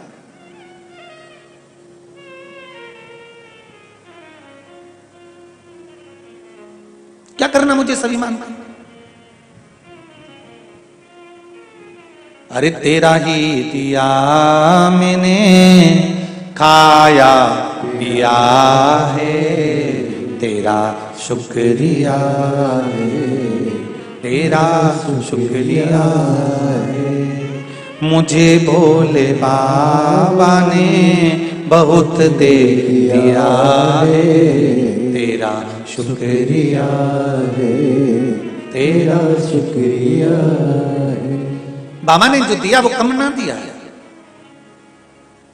बृहस्पति महाराज का अपमान हो गया, चले गए, विश्वरूपा जी को गुरु बना दिया। इंद्र को क्रोध आ गया, तलवार लेकर इंद्र गया और बृहस्पति यहाँ जिस पद पर विश्वरूपा जी को बिठाया था देव गुरु बनाकर, उन्हें देव गुरु विश्वरूपा जी का सिर काट दिया। और सिर कटा, ब्राह्मण हत्या माथे चढ़ गई। ब्राह्मण हत्या माथे चढ़ी। इंद्र ने विचार करा करूं क्या इस ब्राह्मण हत्या का, क्योंकि मेरे हाथ से ब्राह्मण मरा है।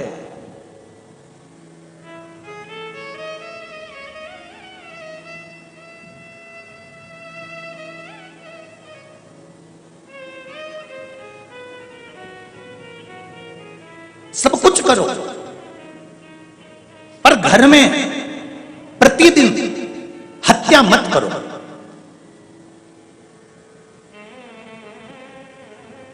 ऐसा कोई घर नहीं जिसके घर में प्रतिदिन हत्या नहीं होती।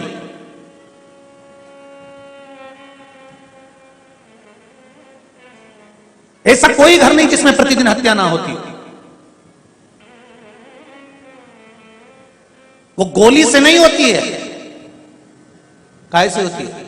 जम के बोलो जरा, बोली से होती है। ऐसा कोई घर नहीं जिसके घर में प्रतिदिन हत्या नहीं होती हो। बस अंतर एक है, गोली से हत्या होती है तो शरीर मर जाता है, बोली से हत्या होती है तो यह आत्मा मर जाती है। जिसने बोला उसके प्रति समाप्त हो जाती है। नहीं बनता ज्यादा काम, कम कर लो। नहीं बनता किसी से व्यवहार, थोड़ा कम कर लो। पर निवेदन है, ऐसा शब्द ना बोलिएगा जिससे किसी के हृदय को चोट पहुंच जाए, और उसके दिल को चोट पहुंची तो वो देवाधिदेव महादेव को चोट पहुंची। शब्द अच्छे बोलो। एक बात कहें हैदराबाद वालों, जीजियों, कोई कमी नहीं किसी के घर में। 2 रोटी सब प्रेम से खा रहे हैं, खूब आनंद से जिंदगी जी रहे हैं। किसी के यहाँ कोई कमी नहीं है। जितने आस्था चैनल पर सुन रहे हैं, फेसबुक पर सुन रहे हैं, यूट्यूब पर सुन रहे हैं, जितने पंडाल में सुन रहे हो, किसी के यहाँ कोई कमी नहीं है। कमी अगर एक है तो वो वाणी की कमी है। मीठा बोलना चालू कर दो, जिंदगी का सारा सुख अपने आप प्राप्त हो। मीठा। ये शुगर की जो बीमारी हो रही है ना, ये तुम्हारे मीठे नी बोलने से हो रही है। पहले के समय में जितना तो मीठा तुम नहीं खाते, उतना पहले के समय के लोग मीठा खाते थे। जीजियां, जितनी बुजुर्ग माताएं बैठी हैं, ईमानदारी से बोलो माताओं, पहले के लोग इतनी खिचड़ी, उसमें 2 कटोरी घी। और जितने लोग मारवाड़ के बैठे हो, राजस्थान के बैठे हो, जरा हाथ उठाना, मारवाड़ी जितने बैठे हो राजस्थान के। अगर मारवाड़ी, अरे सभी हो क्या, रुको, मारवाड़ी अगर बैठे हैं तो वहां तो घी का पीपा संक्रांति पर साथ में रखते थे, और खिचड़ी बनती थी, और थालियों में घी मिला के और गुड़ शक्कर मिला मिला के जो सट्टा मार मार खाते, सारा की सारा एक पीपा घी तो यूं निपटा जाते। आज के समय में ऑयली नहीं, शुगर नहीं, कितना कमा रहे, केवल ककड़ी खा रहे, केवल ककड़ी। शुगर की बीमारी कहां से आई? तुम्हारे पास से आई है शुगर की बीमारी। कहीं पहले के लोग भी घी खाते थे, पहले के लोग भी शक्कर खाते थे, पहले के लोग भी गुड़ खाते थे। पहले किसी को शुगर होती थी क्या? अरे बोलो तो जम के। किसी को इंसुलिन लगती थी क्या? नहीं। शुगर की कोई जांच करता था क्या? नहीं। खूब जीते थे 90 साल 100 साल, तो टोकरी का बाल ही सफेद नहीं होता था, इतनी जोरदार। और पूरा की पूरा पान बिना सुपारी फेंके टोकरिया निपटा जाती थी पूरा। कहां गई थी शुगर? कहां गया था बीपी?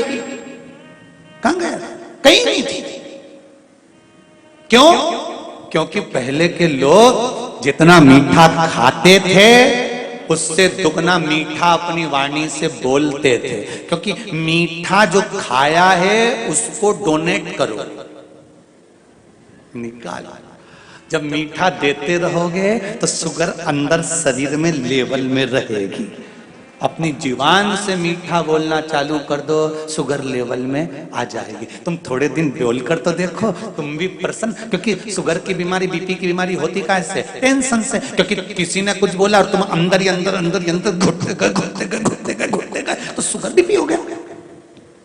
लेवल बराबर करो, मीठा बोलना चालू करो। जैसे ही मीठा बोलना चालू करोगे, परिवार के लोग तुम्हें पूछने लगेंगे, हमारे काका जी इतना बढ़िया बोलते, हमारी काकी जी इतना बढ़िया बोले, हमारी चाची जी बहुत बढ़िया, हमारे नाना जी बहुत बढ़िया, हमारी भाभी बहुत बढ़िया। जैसे ही मीठा बोलना चालू करें, शुगर बीपी सब लेवल में आना चालू हो। बोलना तो चालू करो, सुधरोगे। क्या विचार है? कब से? अरे जम के तो बोलो, आज से पक्का है। नियम ले लो, आग लगे बस्ती में, अपन रहे हो मस्ती में। कोई कितना ही कुछ भी बोले, अपन खजूर वाली चोटी बना के चक रहे हो। क्या करना उसमें? छोटी सी जिंदगी है, कब चले जाएंगे पता नहीं है। मुस्कुरा कर जियो, मुस्कुरा कर। बहू अब शब्द बोल रही है, उसको बुलाओ, राइनोन लाओ, 7 बार उतारो।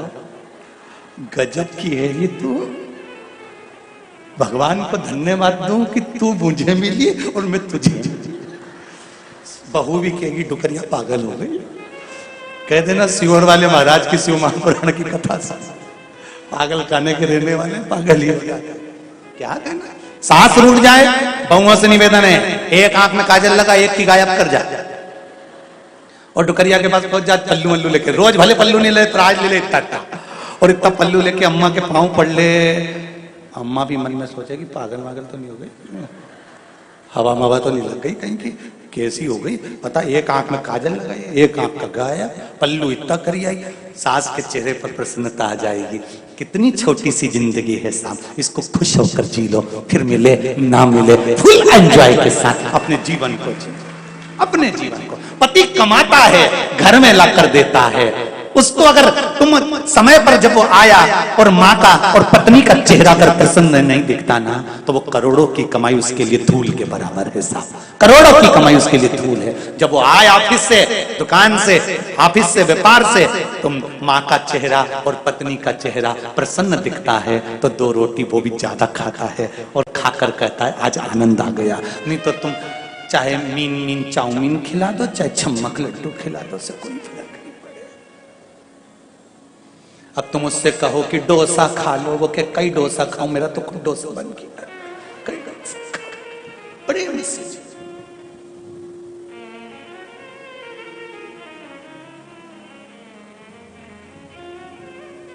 अब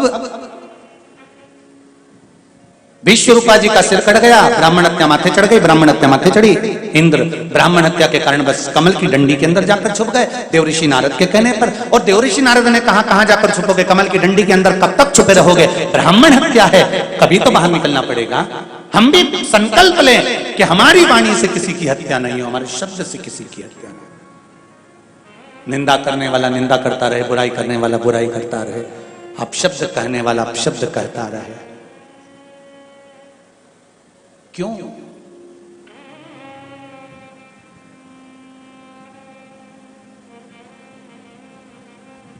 किसी ने हमसे पूछा गुरुजी,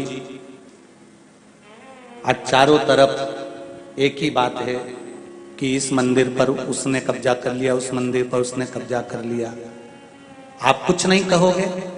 हमने कहा हम तो एक ही बात कहते हैं, अगर तुम प्रतिदिन मंदिर जाने का नियम बनाए होते तो तुम्हारे मंदिर पर किसी ने कब्जा नहीं करा होता। और एक ही कार्य करना है हमको कि प्रतिदिन भगवान के मंदिर जाने का नियम बनाना है।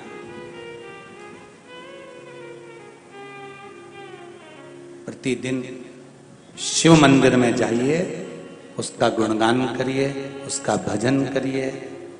धीरे धीरे मंदिर में पहले लोग जाते थे, घंटी बजाते थे, आरती करते थे। आज के जमाने में तो किसी के पास समय नहीं है, अकेला पंडित जी आरती करता है, मशीन लगा दी, उसमें नगाड़ा ढोल धमाका बज जाता है। और चलो तो चलो, कई कई मंदिरों में तो मशीन से ही आरती होने लगी, नगाड़ा भी मशीन बजाए, आरती भी मशीन करे। तो भगवान ने भी सोच लिया ठीक है, तुझे अभी मशीन पे रख के ही निपटाऊंगा, वेंटिलेटर पे पड़ा पड़ा निपट गया, मशीन पर।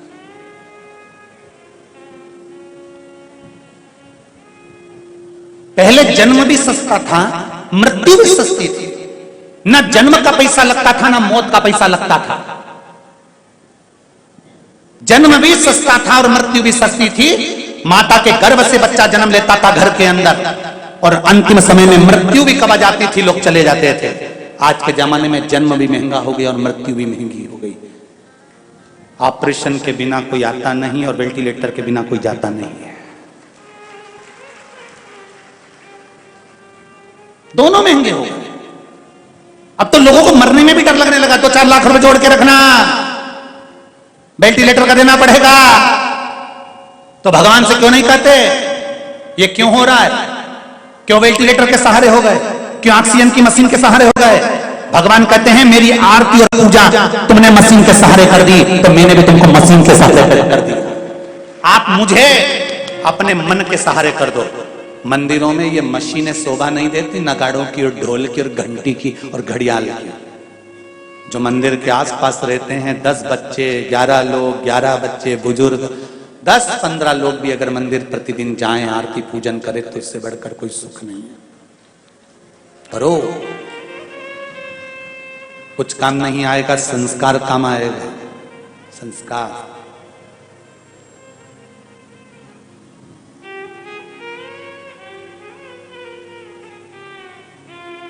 कवि सुरेंद्र शर्मा, कविता सुनिए उसकी। कवि सुरेंद्र शर्मा जी से एक बार इंटरव्यू में पूछा गया कि तुम्हारा एक ही लड़का है, उसका रिजल्ट का क्या स्थिति है, आपको मालूम है? कवि सुरेंद्र शर्मा ने कहा, एक बार मेरा बेटा 98% लेकर आया और मैंने बेटे की बहुत धुनाई करी, खूब मारा। बेटे ने कहा, पापा मेरे 98 हैं और तुम मुझे मार रहे हो? हाँ, खूब मारा। दूसरी बार मेरा बेटा 62% लेकर आया, मैंने पूरे मोहल्ले में मिठाई बंटवाई। मोहल्ले वाले कहने लगे तो पगला है, बेटा अच्छे % ला रहा था तो बच्चों को मार रहे थे और कम % लाया तो मिठाई बंटवा रहे थे। सुरेंद्र शर्मा कवि ने कहा, मेरा एक ही बेटा है, अगर 98% लाता रहा तो एक दिन विदेश भाग जाएगा, 62 लाता रहा तो मुझे छोड़कर कहां जाएगा। बेटा मैंने विदेश वालों के लिए पैदा नहीं करा है, बेटा मैंने अपने लिए पैदा करा है कि बुढ़ापे को संभालेगा। हम भी इसी दौड़ में लगे हुए हैं, 98 लाओ, 96 लाओ और माता पिता को वृद्धाश्रम छोड़िए।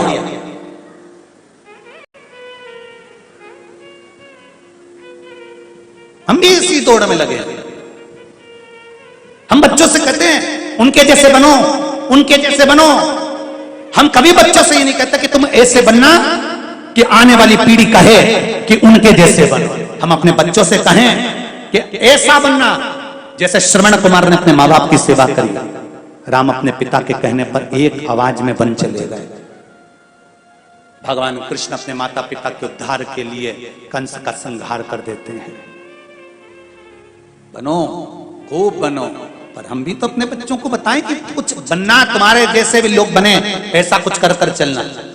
बच्चों से कहा तुम उनके जैसे बनो, उनके जैसे बनो। अपने बच्चों को ऐसा बनाओ कि उसको देखकर दूसरे बनने को तैयार हो जाए।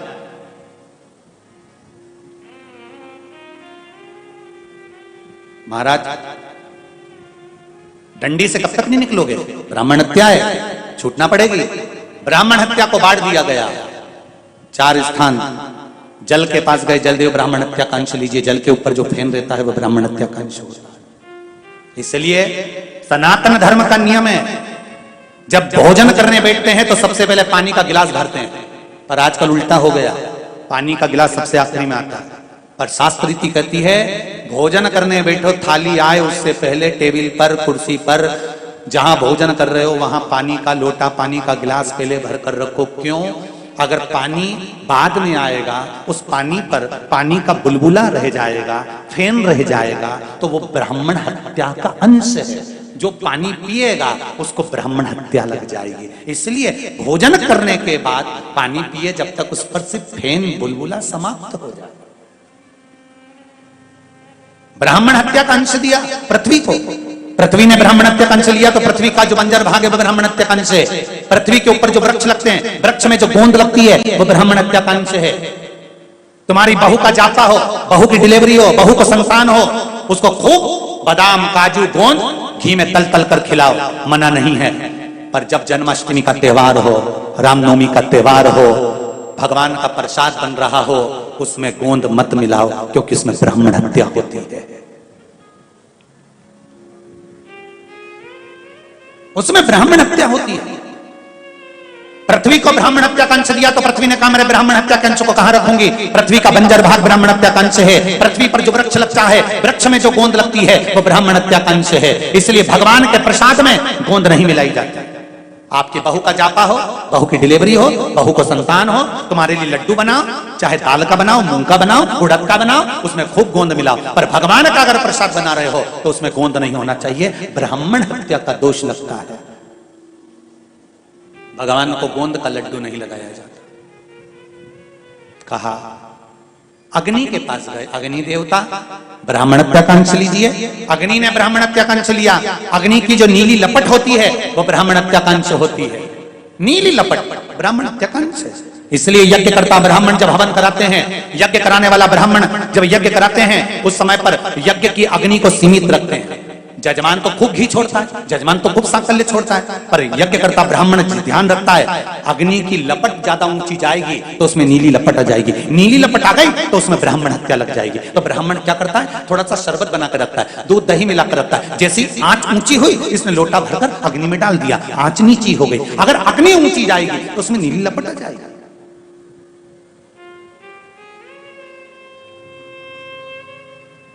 नीली लपट में ब्राह्मण हत्या का अंश है।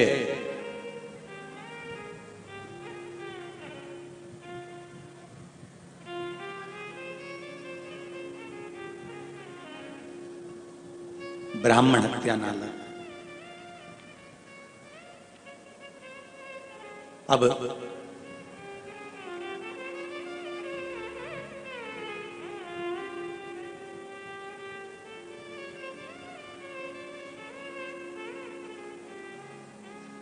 बहुत प्राचीन जो मंदिर हैं, जगन्नाथपुरी, रामेश्वरम, द्वारका, बद्रीश, साउथ के भी कुछ मंदिर ऐसे हैं जो पुराने हैं। इन मंदिरों में लाखों लोगों का भोजन बनता है, गैस की टंकी पर बनता है। जम के बोलो जरा, गैस पर भोजन बनता है? नहीं। काय पर बनता है? जम के बोलते जाओ। लकड़ी पर भोजन बनता है। कारण,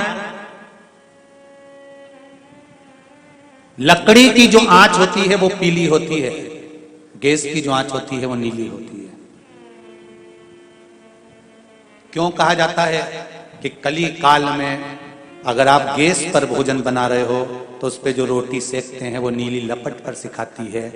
तो क्यों कहा जाता है कि भोजन की थाली लगाने पर सबसे पहले उस भोजन का भोग तुम्हारे घर में जो भगवान है उनको लगा देना चाहिए, जिससे ये ब्राह्मण हत्या का दोष समाप्त हो जाए। क्यों कहते हैं?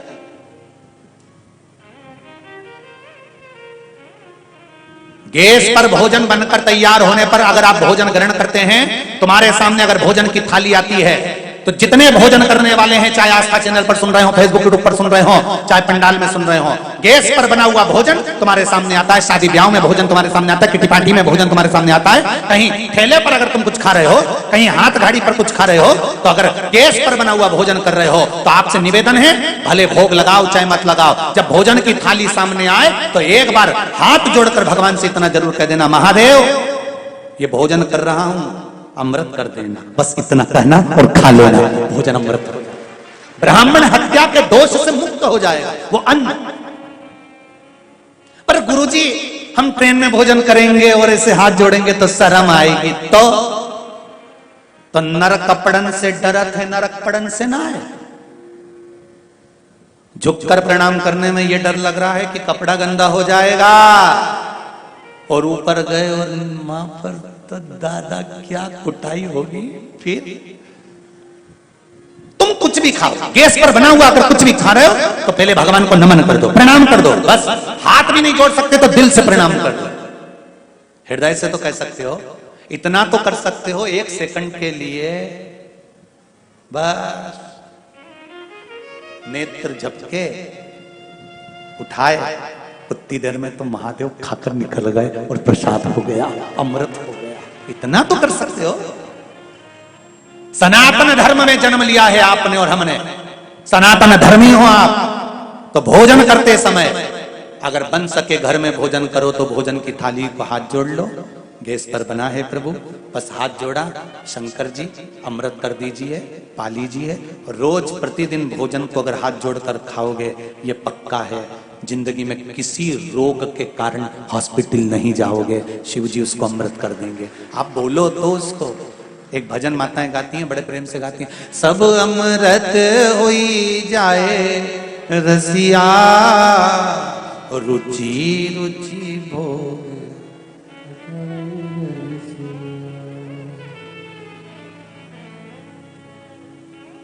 शबरी के पैर सुदामा के तंदुल, शबरी के बेर सुदामा के तंदुल, भाव सहित तुम पाओ रसिया,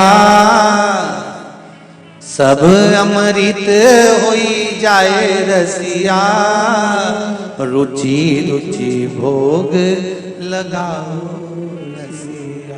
हम भगवान को ज्यादा नहीं रिझा सकते, भोजन की थाली को देखकर हाथ जोड़ लो, खा लो, खत्म। अमृत अग्नि की नीली लपट, ब्रह्म हत्या का दोष है। नारी से कहा ब्राह्मण हत्या का अंश ले लो, तो नारी का रजस्वला होना ब्राह्मण हत्या का अंश है। कल कथा में कहा था 31 दिन तक बेलपत्री के पेड़ के नीचे मंत्र का जाप करना है। मेरा माताओं से निवेदन है, जब रजस्वला धर्म आए उस समय पर वृक्ष के नीचे नहीं जाना है। रजस्वला धर्म के समय पर वृक्ष के नीचे नहीं। कंस की मां गई थी रजस्वला धर्म के समय पर वृक्ष के नीचे, तो कंस जैसी औलाद पैदा हुई थी। श्रीमद् भागवत में आपने सुना होगा। तब जब ब्रह्म हत्या चली गई, समाप्त हो गई, तब इंद्र देव तुरंत भगवान नारद जी के पास गए, उनसे निवेदन करा।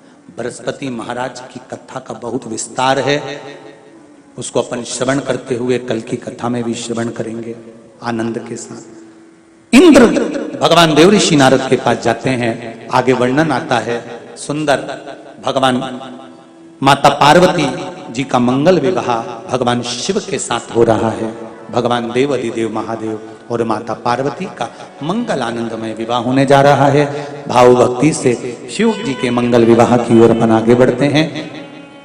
कल कथा में बृहस्पति भगवान के द्वारा सुंदर आनंद के साथ वत्रासुर के अंत की ओर चलेंगे और तुष्टा ऋषि द्वारा वत्रासुर की उत्पत्ति का स्मरण करेंगे। भगवान शंकर की सुंदर बारात आ रही है, जोरदार ताली बजाकर शिव पार्वती का आनंद स्वागत करें। भगवान शंकर और पार्वती का मंगल विवाह, पार्वती जी का कन्यादान बाहेती परिवार कर रहा है। भाव भक्ति और आनंद के साथ आज की कथा विराम की ओर ले रही है। कल बृहस्पति बाबा के आगे के चरित्र को श्रवण करेंगे।